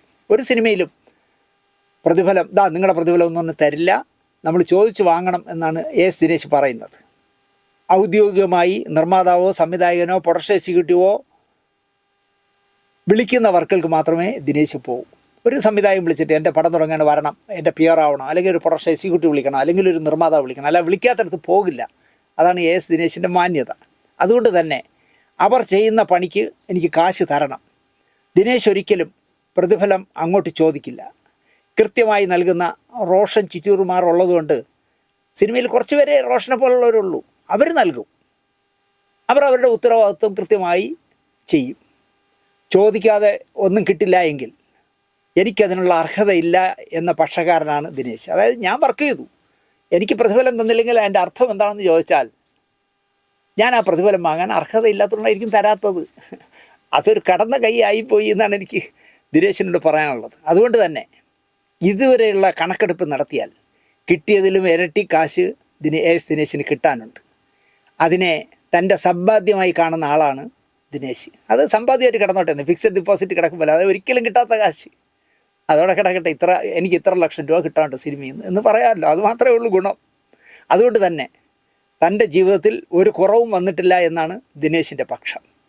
ഒന്നും തരാത്തവരും ഉള്ളത് തരുന്നവരും വിചാരിച്ചതിനേക്കാൾ കൂടുതൽ തരുന്നവരും തൻ്റെ പ്രവർത്തന മേഖലയ്ക്ക് ഊർജവും പ്രചോദനവും നൽകിയാണ് എന്നെ ഇതുവരെ എത്തിച്ചത് എന്നാണ് ദിനേശിൻ്റെ പക്ഷം. ഇനിയാണ് രസം. എൻ്റെ തിരുവനന്തപുരത്തെ സ്ലാങ്ങിൽ ഞാൻ സംസാരിക്കുന്നത് നിങ്ങൾക്ക് അറിയാമല്ലോ. ഞാൻ തിരുവനന്തപുരം സ്ലാങ്ങിലേ സംസാരിക്കും. എൻ്റെ തിരുവനന്തപുരം എനിക്ക് പ്രിയപ്പെട്ടതാണ്. ഞാൻ തിരുവനന്തപുരത്തുകാരനായ ഞാൻ വള്ളുവനാടൻ ഭാഷ സംസാരിക്കാൻ പോയാൽ നാടൻ പട്ടിക്ക് അൽസേഷൻ്റെ ബെൽറ്റ് കെട്ടിയോണ്ടിരിക്കുമെന്ന് എനിക്ക് നന്നായിട്ട് അറിയാം. അതുകൊണ്ട് തന്നെ എന്നെ ഇഷ്ടപ്പെടുന്നവരുണ്ട്. താങ്കളുടെ നാട്ടിലെ ഭാഷയിൽ സംസാരിക്കുന്നല്ലോ, അല്ലെങ്കിൽ ചില പദപ്രയോഗങ്ങൾ താങ്കൾ തിരുവനന്തപുരത്ത് മാത്രം പറയുന്ന ചില പദപ്രയോഗങ്ങൾ നടത്തുന്നത് ഞങ്ങൾക്ക് ഭയങ്കര ഇഷ്ടമാണെന്ന് എന്നോട് ഒരുപാട് പേര് പറയാറുണ്ട്. അതുപോലെ കേരളത്തിൽ എവിടെ ജനിച്ചു എന്ന് അറിയാൻ പറ്റാത്ത ചിലർ പോലും തിരുവനന്തപുരവും കൊച്ചിയും ഷൊർണൂരും കോഴിക്കോടൻ ഭാഷകളൊക്കെ മിക്സ് ചെയ്ത് സംസാരിക്കുമ്പോൾ ടി വിയിലൊക്കെ വന്ന് ചിലർ വാചകം അടിക്കുന്ന കാണണം. എവിടെ ജനിച്ചെന്ന് പോലും അഡ്രസ്സ് ഇല്ലാത്തവർ പോലും ഏത് ഭാഷയാണ് പറഞ്ഞത്, വള്ളുവനാടൻ സ്ലാങ് പറഞ്ഞില്ല എങ്കിൽ ഒരു കുറവ് എന്ന് വിചാരിക്കുന്നവരുണ്ട്. അല്ലെങ്കിൽ ഞാൻ പാലക്കാട്ടാണ് എൻ്റെ വേരുകളെന്ന് വിചാരിച്ച് പാലക്കാട് സ്ലാങ് പറയില്ല, വള്ളുവനാടേ പറയുള്ളൂ. അല്ലെങ്കിൽ എറണാകുളത്ത് എന്നതാ എന്നൊക്കെ ചോദിക്കുന്ന കോട്ടയം ഭാഷയൊക്കെ പറയുള്ളൂ. അതെന്താണെന്ന് എനിക്ക് മനസ്സിലാവുന്നില്ല. ഇങ്ങനെ സൗകര്യപൂർവ്വം മിക്സ് ചെയ്ത് കൃത്രിമ ഭാഷയിൽ സംസാരിക്കുന്ന എന്തിനാണെന്ന് എനിക്കിപ്പോഴും അറിയില്ല. അത് അരോചകമാണ് എന്ന പക്ഷക്കാരനാണ് ഞാൻ. നാം ജനിച്ചു വളർന്ന സമുദായത്തെ, സമൂഹത്തെ തള്ളിക്കളഞ്ഞാൽ പിന്നെ സ്വന്തം സത്വം ഇല്ലാതാവും എന്ന് വിശ്വസിക്കുന്ന ഒരാളാണ് ഞാൻ. ഒരു കഥ പറയാം. നമ്മുടെ ഒരു സിനിമാക്കാരൻ ജന്മം കൊണ്ടത് അവർണനായിട്ടായിരുന്നു. ഞാൻ ജാതിയെ കളിയാക്കുകയാണെന്ന് വിചാരിക്കരുത്. അദ്ദേഹം ഒരു അവർണ സമുദായത്തിലാണ് പിറന്നത്. അദ്ദേഹത്തിൻ്റെ കുടുംബക്കാർ നല്ല പഠിപ്പുള്ളവരും വലിയ ഉദ്യോഗസ്ഥരും ഒക്കെ ആയിരുന്നു. അവർണനാണെങ്കിൽ നന്നായിട്ട് പഠിച്ചു. പഠിപ്പിലൂടെ മാത്രമേ നമുക്ക് സവർണനെ നേരിടാൻ കഴിയൂന്ന് ബുദ്ധിയുള്ളതുകൊണ്ട് അവർ പഠിച്ച് നല്ല ജോലിക്കാരായി, എഞ്ചിനീയറും ഡോക്ടറും ഒക്കെ ഉണ്ട് ആ കുടുംബത്തിൽ. ഒപ്പം ജനിച്ച സമുദായത്തെ ഈ പറഞ്ഞ സിനിമാക്കാരൻ്റെ ബന്ധുക്കൾ ബഹുമാനത്തോടെ കണ്ടു, ആദരവോടെ കണ്ടു. ഞാൻ ജനിച്ചത് ഇന്ന സമുദായത്തിലാണെന്ന് അഭിമാനത്തോടെ പറയുന്നവരുമായിരുന്നു. പക്ഷേ സിനിമാക്കാരന് കുട്ടിക്കാലം മുതൽ അവർണനായി ജനിച്ചതിൻ്റെ ഒരു അമർഷം, ഒരു കുറ്റബോധമൊക്കെ അദ്ദേഹത്തിനുണ്ട്. സ്വന്തം കാലിൽ നടക്കാമെന്നുള്ള പറക്കം പറ്റിയപ്പോൾ അമ്മയെ രണ്ടാം വിവാഹം കഴിച്ച അച്ഛനെയും അമ്മയെയും 3 സഹോദരന്മാരുണ്ട്, അവരെയൊക്കെ തള്ളിക്കളഞ്ഞിട്ട് ഈ അവർണനായി ജനിച്ച ഈ കലാകാരൻ, ഒരിക്കലും ഒരു കലാകാരൻ അങ്ങനെ ചെയ്യാൻ പാടില്ലാത്തായിരുന്നു. അയാൾ തൃശ്ശൂരിലേക്ക് ചേക്കേറി. അയാൾ സിനിമാക്കാരനായപ്പോൾ ഒരുപാട് കാശ് കയ്യിൽ വന്നപ്പോൾ ലക്കിടിയിലോ മറ്റോ ഒരു മേനോൻ്റെ തറവാട് വാങ്ങിയിട്ട് ഒരു ചാരു കസേര അങ്ങ് വാങ്ങി. സവർണ ചിഹ്നങ്ങളിലൊന്നാണല്ലോ ഈ ചാരു കസേര. പടിക്കം, വെറ്റില ചെല്ലം, കിണ്ടി, ചാരു കസേര എന്നൊക്കെ പറഞ്ഞാൽ നമ്മുടെ രഞ്ജിത്തിൻ്റെ സിനിമകളിലെ സവർണ സിമ്പലുകളാണല്ലോ. ഒരു ചാരു കസേര വാങ്ങിയിട്ട് ഈ പറഞ്ഞ വീട്ടിൻ്റെ മുന്നിൽ ഉമ്മറത്തിട്ടിട്ട് അതിൽ കയറി 2 കാലും 2 വശത്തിങ്ങനെ വച്ച് ഒരു ജമ്മി കിടക്കും പോലെ ഇദ്ദേഹം കിടക്കുമായിരുന്നു. അതുപോലെ തന്നെ അദ്ദേഹം വർത്തമാനം പറയാൻ തുടങ്ങുമ്പോൾ പിന്നെ ഇല്ല, പൂവോ, എന്താ അത് എന്നൊക്കെ പറഞ്ഞ സവർണ ചോദ്യങ്ങളും ചോദിക്കാൻ തുടങ്ങി. അച്ഛൻ ഒരു ഉയർന്ന ഉദ്യോഗസ്ഥനായിരുന്നു. ഞാൻ പണി പറയുന്നില്ല, നല്ല ഉയർന്ന ഉദ്യോഗസ്ഥനായിരുന്നു. അച്ഛൻ്റെ പേര് കേട്ടാൽ പക്ഷേ അയാൾ ഏത് ജാതിയിൽ ജനിച്ചതെന്ന് മനസ്സിലാവും. അങ്ങനത്തെ ഒരു പഴയകാല പേരായിരുന്നു അച്ഛനുണ്ടായിരുന്നത്. ഇത് മനസ്സിലാക്കിയപ്പോൾ ഈ സിനിമാക്കാരനായ മകൻ അച്ഛൻ്റെ മരണശേഷം അമ്മയെ രണ്ടാമത് കെട്ടിയ ആളിൻ്റെ പേരേ പറയുള്ളൂ പുറത്ത്. കാരണം ആ പേര് പറഞ്ഞ ജാതി ഒന്നും അറിയാക്കില്ല, ഏത് ജാതിയെന്ന്. ബന്ധുക്കളെ ആരെയും വീട്ടിൽ വരാൻ ഇയാൾ സമ്മതിക്കില്ല. കള്ളി പൊളിഞ്ഞാലോ എന്നതാണ് അദ്ദേഹത്തിൻ്റെ സംശയം. പകരം അദ്ദേഹം ചെയ്യുന്നത്, അയാൾ ജനിച്ച നാട്ടിൽ തൊപ്പിയും തലയെക്കെട്ടും കൂളിംഗ് ഗ്ലാസ്സും ഒക്കെ ആയിട്ട് കാർ ഓടിച്ച് ചെല്ലും. ചെന്നിട്ട് നമ്മൾ ദോഷം പറയാൻ പാടില്ല അമ്മയ്ക്കും സഹോദരങ്ങൾക്കും. ആ സഹോദരന്മാരിൽ ഒരുത്തനാണെങ്കിൽ ഒരു റൗഡിയാണ്, തല്ലിപ്പൊളി ഒരുത്തനാണ്. പക്ഷേ ഈ സഹോദരങ്ങളെയും അമ്മയ്ക്കും ഒക്കെ അയാൾ ആകാവുന്നത്ര സഹായിക്കുമായിരുന്നു സാമ്പത്തികമായിട്ട്. നമ്മളുള്ളത് പറയണമല്ലോ. പക്ഷേ അവരെ പൊതു ഇടത്തിൽ വെച്ച് കണ്ടാൽ അപരിചിതരെ പോലെ പെരുമാറും. എനിക്ക് ഒരു ആരാധകൻ, ഒരു ഫാൻസുകാരൻ വന്ന് നിൽക്കുന്ന പോലെ പെരുമാറും. എൻ്റെ സഹോദരനാണെന്ന് പറയില്ല. സ്വന്തം അമ്മയെയോ അനിയന്മാരെയോ അവസാനമായി കാണാതെയാണ് ഈ പറയുന്ന ആഢ്യനായി ജീവിച്ച മനുഷ്യൻ മരിച്ചത്.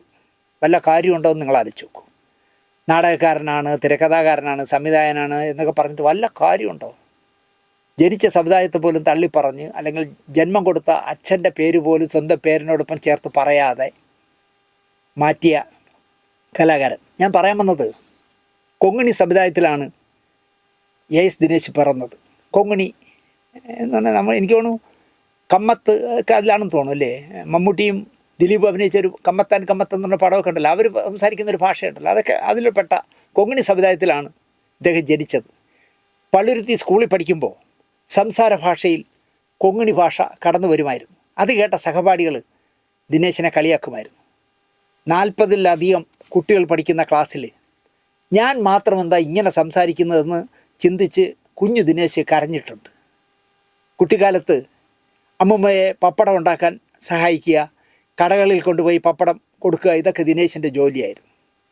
സിനിമാക്കാരനായതിനു ശേഷം ഒരു സിനിമാ പരിപാടിയിൽ ഭാര്യയുമായി പങ്കെടുക്കുമ്പോൾ ഒരു സിനിമാ സുഹൃത്ത് പരസ്യമായി ചോദിച്ചു, നിങ്ങൾ കൊങ്ങിണിയാണല്ലേ പപ്പടം ഉണ്ടാക്കുന്നവർ? ദിനേശ് പക്ഷേ അയാളെ വിവരക്കേണ്ടവനെന്ന് പറയുന്നില്ല. സുഹൃത്ത് പരിഹസിച്ചല്ല, കളിയാക്കിയതുമല്ല എന്നാണ് ദിനേശ് പറയുന്നത്.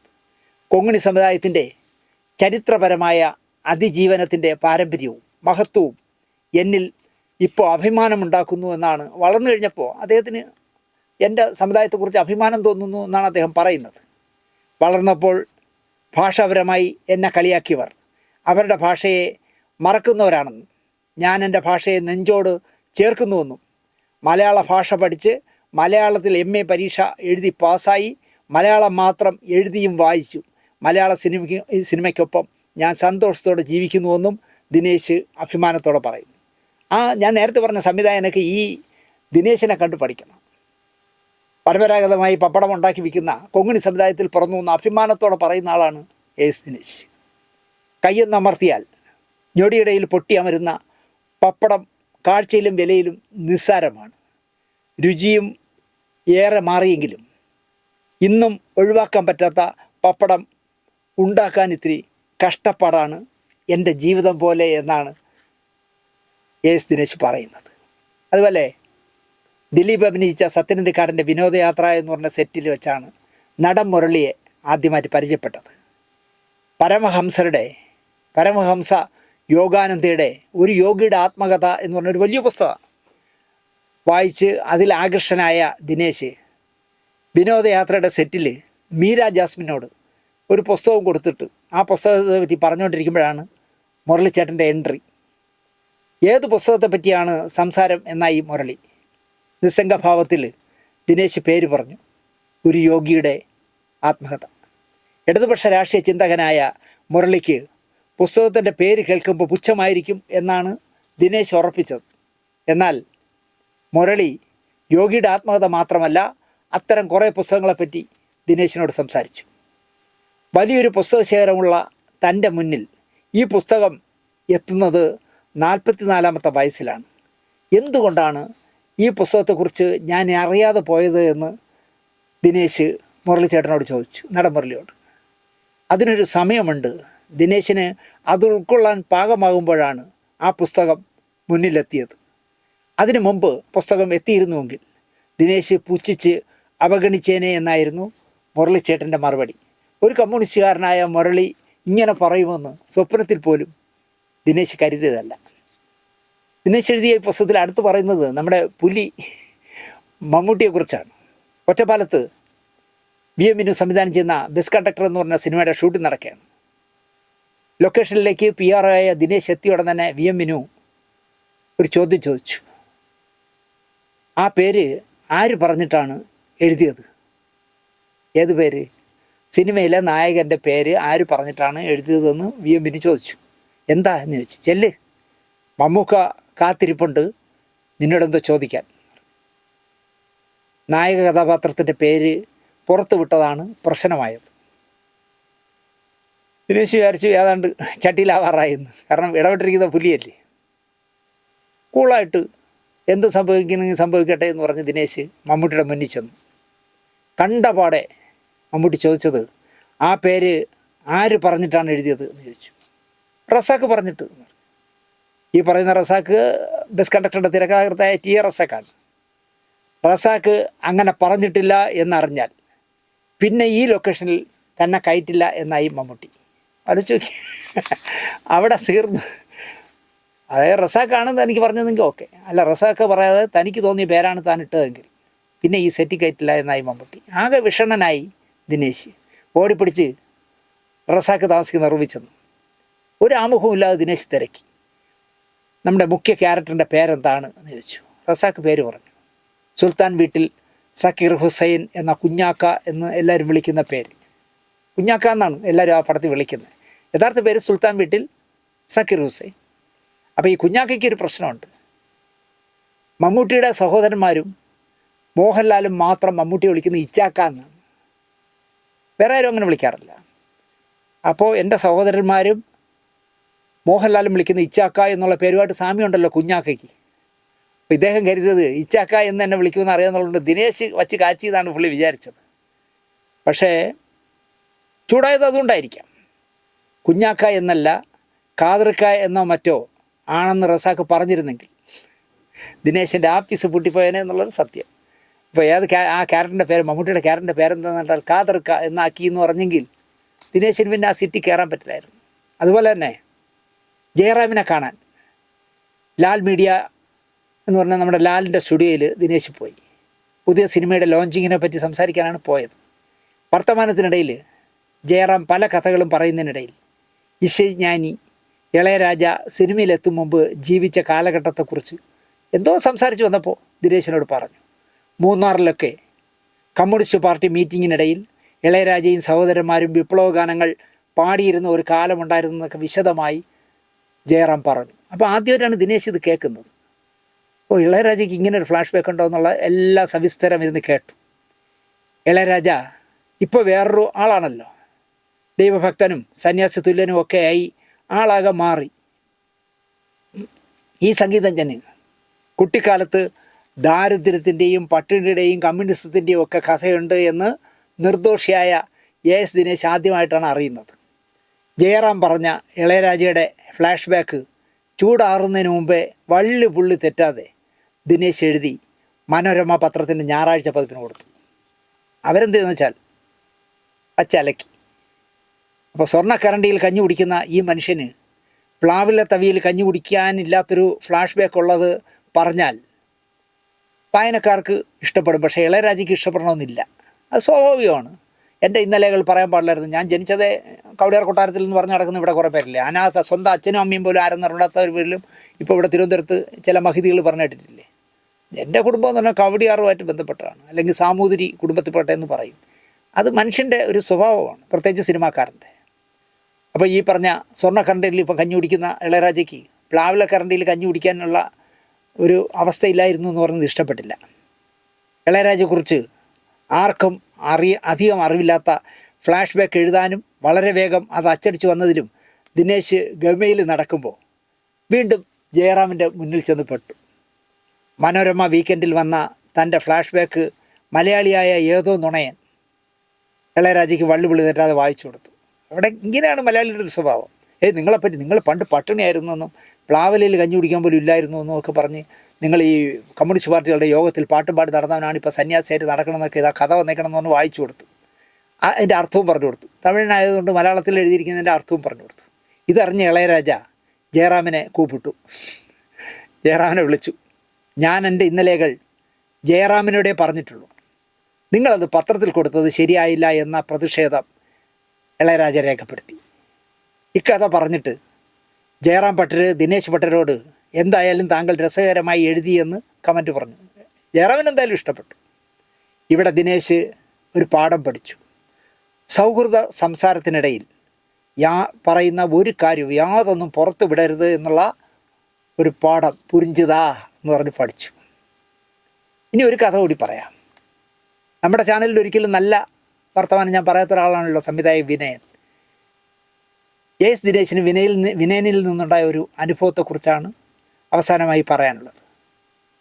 അപ്പോൾ സർഗം സ്പീഡ് ഓഡിയോസിൻ്റെ PR ആയിരുന്നല്ലോ ദിനേശ്. ആ കെയർ ഓഫിൽ സർഗം കബീറും കൂടി ചേർന്ന് പ്രൊഡ്യൂസ് ചെയ്യുന്ന വാസന്തി ലക്ഷ്മി പിന്നെ ഞാനും എന്ന് പറഞ്ഞ പടത്തിൻ്റെ PR ആയിരുന്നു ദിനേശ്. അങ്ങനെയാണ് ദിനേശ് വിനയനെ പരിചയപ്പെടുന്നത്. വിളിച്ചാലും ഇല്ലെങ്കിലും എൻ്റെ പടത്തിൽ ദിനേശ് ഉണ്ടാകും എന്നുറപ്പിച്ച വ്യക്തി എന്നാണ് ദിനേശ് വിനയനെക്കുറിച്ച് പറയുന്നത്. ഞാൻ വിളിച്ചില്ല എന്നുള്ളതല്ല, ഞാനൊരു പടം തുടങ്ങുന്നുവെങ്കിൽ അതിൽ ദിനേശ് ഉണ്ടാകണം എന്ന് വിനയൻ പറഞ്ഞു. വേറെ ആരും അങ്ങനെ പറഞ്ഞിട്ടില്ല എന്നാണ് ദിനേശ് പറയുന്നത്. മട്ടാഞ്ചേരിയിൽ ഒരു ചെറിയ വീടും 4-5 സെൻറ്റ് സ്ഥലമുള്ള ഒരു ചെറിയ വീട് വാങ്ങാനായിട്ട് എഗ്രിമെൻ്റ് വെച്ച് അഡ്വാൻസ് കൊടുത്തു ദിനേശ്. കാലാവധി എടുത്തപ്പോൾ കാശ് തികഞ്ഞില്ല. പലരോടും ചോദിക്കാമെന്നൊക്കെ വിചാരിച്ചാൽ തരുമോ എന്നിങ്ങനെ സംശയിച്ച് നിൽക്കുമ്പോൾ പെട്ടെന്ന് തോന്നി നമ്മുടെ വിനയനോട് ചോദിക്കാം. കാരണം സൂപ്പർ ഹിറ്റ് സിനിമകൾ വാസന്തി ലക്ഷ്മി അടക്കമുള്ള ഒരുപാട് സിനിമകൾ ചെയ്ത് കോടിക്കണക്കിന് രൂപ കയ്യിലുള്ള ആളാണല്ലോ. എന്തായാലും ചെന്ന് വിനയനോട് കാര്യം സംസാരിച്ചു. കാലാവധി എടുത്തിരിക്കുകയാണ്. ആ പറഞ്ഞിരിക്കുന്ന ഡേറ്റിനുള്ളിൽ എഗ്രിമെൻ്റ് വച്ചിരിക്കുന്ന ഡേറ്റിനനുസരിച്ച് കച്ചവടം നടന്നില്ലെങ്കിൽ രജിസ്റ്റർ ചെയ്തില്ലെങ്കിൽ ആ അഡ്വാൻസ് കാശ് പോകും. ചെന്ന് വിനയനെ കണ്ടു. വീട്ടിൽ ചെന്ന് പ്രശ്നം പറഞ്ഞു. ഒരു രേഖയും വാങ്ങാതെ പറഞ്ഞ തുകയുടെ ചെക്ക് എഴുതി ഒപ്പിട്ട് നൽകി എന്നാണ് AS ദിനേശ് പറയുന്നത്. വിനയനോട് എനിക്ക് ഇത്ര ലക്ഷം വേണം അല്ലെങ്കിൽ ഇത്ര രൂപ വേണം എന്ന് പറഞ്ഞപ്പോൾ ഒരക്ഷരം പറയാതെ നിങ്ങൾ എന്ന് തരും, ഇതിന് പലിശ തരുമോ, അല്ലെങ്കിൽ നിങ്ങളുടെ 2-3 ചെക്കും മുദ്രപത്രത്തിലൊക്കെ ഒപ്പിട്ട് എനിക്ക് ഒരു രേഖയായിട്ട് തരുമോ, ഒന്നും ചോദിക്കാതെ ആ പറഞ്ഞ തുകയുടെ ചെക്ക് എഴുതി വിനയൻ ദിനേശിന് നൽകി. 6 മാസത്തിനകം തരാമെന്ന് ചുമ്മാ ഒരു ആശ്വാസത്തിന് വേണ്ടി കടം വാങ്ങിക്കുമ്പോൾ പറയണമല്ലോ, ഒരു 6 മാസത്തിനകം തരാൻ കേട്ടോ, എത്രയും പെട്ടെന്ന് ഞാൻ എത്തിക്കാം എന്ന് പറഞ്ഞപ്പോൾ വിനയൻ പറഞ്ഞ മറുപടി ധൃതി പിടിക്കണ്ട, പതുക്കെ തന്നാൽ മതി, കാര്യങ്ങൾ ഭംഗിയായി നടക്കട്ടെ എന്നായിരുന്നു മറുപടി. പിന്നീട് കണ്ട ഒരു സ്ഥലത്ത് വെച്ച് എൻ്റെ കാശ് എന്തായി എന്ന് വിനയൻ ചോദിച്ചിട്ടേ ഇല്ല. അതാണ് ഒരു മാന്യൻ്റെ ലക്ഷണം. വർഷങ്ങൾക്ക് ശേഷം ഗോകുലം പാർക്കിൽ വെച്ച് പണം ശരിയായിട്ടുണ്ടെന്ന് പറഞ്ഞപ്പോൾ വിനയൻ അത്ഭുതപ്പെട്ടു പോയി എന്നാണ് ദിനേശ് പറയുന്നത്. കാര്യം കാണാൻ വിനയൻ ചേട്ടാ എന്ന് വിളിച്ച് ചേട്ടനാണ് ചേട്ടൻ എന്നൊക്കെ പറഞ്ഞ് പലരും വിനയൻ്റെ കയ്യിൽ നിന്ന് കാശ് വാങ്ങിക്കൊണ്ട് പോയി എന്ന് മാത്രമല്ല മടക്കി നൽകിയ ചരിത്രമില്ലാത്ത ആളാണ് വിനയൻ. അത് സിനിമാക്കാരെല്ലാം അങ്ങനെ തന്നെ, കൊടുത്താൽ പോയത് തന്നെ. ഒരു പക്ഷേ ആദ്യമായിട്ടായിരിക്കണം കടം വാങ്ങിയ കാശ് ചോദിക്കാതെ മടക്കി നൽകുന്നത്. കാശ് മടക്കി നൽകുമ്പോൾ അതിൽ നിന്ന് ഒരു തുക തിരിച്ച് നൽകിയിട്ട് വിനയൻ പറഞ്ഞു, എൻ്റെ അടുത്ത പടത്തിൻ്റെ അഡ്വാൻസ് ആയിട്ട് വെച്ചോളാം. കടം വാങ്ങിച്ച കാശ് കൊടുത്തപ്പോൾ അതിൽ നിന്ന് 5000-10,000 എടുത്ത് കൊടുത്തിട്ട് പറഞ്ഞു അടുത്ത പടത്തിൻ്റെ അഡ്വാൻസ് ആയിട്ട് വെച്ചോളാൻ. 1987 Kerala press academy journalism course ആരംഭിച്ചു. ആദ്യ ബാച്ചിൽ തന്നെ AS ദിനേശ് പഠിക്കാൻ ചേർന്നു. തോട്ടം രാജശേഖരൻ, പഴയ PRDയുടെ ഡയറക്ടറൊക്കെ ആയിരുന്നു, തോട്ടം രാജശേഖരനായിരുന്നു കോഴ്സിൻ്റെ ഡയറക്ടർ. കോഴ്സ് കഴിഞ്ഞപ്പോൾ സുഹൃത്ത് ശ്രീകുമാർ അരുക്കുറ്റി തമ്പി കണ്ണന്താനത്തിനെ പരിചയപ്പെടുത്തി. ശ്രീകുമാർ അരുക്കുറ്റി തിരക്കഥ എഴുതിയ ആറ്റുവേലയിൽ ആദ്യമായി PR ആയി. ഈ ആഴ്ചത്തെ അതിഥി എന്ന പങ്ക്തി മനോരാജ്യത്തിൽ, ഈ ആഴ്ചത്തെ അതിഥി എന്ന് പറഞ്ഞ പങ്ക്തിയിൽ തമ്പി കണ്ണന്താനത്തിനെ കുറിച്ച് AS ദിനേശ് ഒരു ആർട്ടിക്കിൾ എഴുതി. തമ്പിയുടെ സുഹൃത്ത് വലയത്തിലായത് അതോടെയാണ്. തമ്പി കണ്ണന്താനം നിർമ്മിച്ച പഞ്ചലോഹം എന്ന് പറഞ്ഞ സിനിമയുടെ PR ആക്കി. തമ്പി കണ്ണന്താനത്തിൻ്റെ ശുപാർശയിൽ മാക്ട അംഗമായി. 2008 മാക്ടയുടെ നിർവാഹക സമിതി അംഗമായി. പിന്നെ മാക്ടയുടെ ട്രഷററായി. മാക്ടിഗോസ് എന്ന് പറഞ്ഞ സഹകരണ സംഘത്തിൻ്റെ പ്രസിഡൻ്റായി. ഫെഫ്ക PRO യൂണിയൻ്റെ സ്ഥാപക പ്രസിഡൻ്റായി. എൻ്റെ സിനിമാ ജീവിത വിജയം തമ്പി കണ്ണന്താനം എന്ന ഒന്നാമനിൽ തുടങ്ങി പലരിലൂടെയും പരിലസിക്കുന്നു എന്നാണ് ദിനേശിൻ്റെ പക്ഷം. 42 ചെറിയ കഥകളും മനീഷ് നാരായണിൻ്റെ ദിനേശിനെ പറ്റിയുള്ള ഒരു വിലയിരുത്തലും ദിനേശിൻ്റെ ആമുഖവും ഒക്കെയുള്ള ഈ 150 രൂപ വിലയുള്ള നമസ്കാരം ദിനേശാണ് PRO എന്നുള്ള ഈ പുസ്തകം. 42 കഥകളുണ്ട്, കൊച്ചു കൊച്ചു കഥകൾ. അതിൽ ഞാനിപ്പോൾ 4-5 കഥയിലേ പറഞ്ഞുള്ളൂ. തീർച്ചയായിട്ടും ഒരു അനുഭവമാണ് ഈ കൊച്ചു പുസ്തകം. എല്ലാവരും എവിടെയാണിത്, ഏത് പുസ്തകശാല വഴി കിട്ടുമെന്ന് എനിക്കറിയില്ല. പക്ഷേ എസ് ദിനേശിൻ്റെ ഈ പുസ്തകം നമസ്കാരം ദിനേശാണ് PRO എന്നുള്ള ഈ പുസ്തകം നിങ്ങളെല്ലാവരും വായിക്കണമെന്നും ദിനേശിനെ പോലുള്ള മാന്യന്മാർ സിനിമാ രംഗത്തെ എല്ലാ മേഖലയിലും വന്നാൽ മലയാള സിനിമയിലെ ഒരുപാട് പുഴുക്കുത്തുകളെ ഇല്ലായ്മ ചെയ്യാൻ കഴിയുമെന്ന് ഞാൻ വിശ്വസിക്കുന്നു. ഏറ്റവും ചുരുങ്ങിയത് വിളിക്കാതെ ഒരു സിനിമയുടെ സെറ്റിൽ ചെല്ലില്ല എന്ന് പറയുന്നത് ദിനേശിന് എനിക്കിഷ്ടമാണ്. അപ്പോൾ ഈ പ്രോഗ്രാം കാണുന്നവർ ഇനിയെങ്കിലും മനസ്സിലാക്കുക, ഇതിൽ കാണിക്കുന്നത് AS ദിനേശും ശാന്തിയുള്ള ദിനേശൻ രണ്ടാണ് എന്ന് ബോധ്യമാക്കാനും കൂടി ഈ പ്രോഗ്രാം നന്നായി എന്ന് ഞാൻ വിശ്വസിക്കുന്നു. എന്തായാലും നമസ്കാരം ദിനേശാണ് PRO എന്നുള്ള പുസ്തകത്തിൽ ഒരു ആർട്ടിക്കിൾ എഴുതാൻ പല ആവർത്തി എന്നെ വിളിച്ചിട്ടും എഴുതി കൊടുക്കാത്തതിൻ്റെ കുറ്റബോധം ഞാൻ ഈ പ്രോഗ്രാമിലൂടെ തീർക്കുന്നു. ഈ പ്രോഗ്രാം വരുമ്പോൾ ദിനേശ് അറിയട്ടെ അത്. ഇത്രയും മാത്രം പറഞ്ഞുകൊണ്ട് ദിനേശ് എന്ന് പറഞ്ഞ PRO പോലുള്ള ഒരുപാട് പേർ സംവിധാനത്തിലും നിർമ്മാണത്തിലും അഭിനയത്തിലും എല്ലാ മേഖലയിലും മലയാള സിനിമയിൽ ഉണ്ടാവട്ടെ എന്ന് ആഗ്രഹിച്ചുകൊണ്ട്, അത് നടക്കില്ല എന്ന് നന്നായിട്ട് അറിയാമെന്ന് വിശ്വസിച്ചുകൊണ്ട് ദിനേശിനും കുടുംബത്തിനും സന്തോഷപ്രദമായ നല്ലൊരു ജീവിതം ആശംസിച്ചുകൊണ്ട് ഈ എപ്പിസോഡ് ഇവിടെ അവസാനിപ്പിക്കുന്നു. എല്ലാവർക്കും നന്ദി, നമസ്കാരം.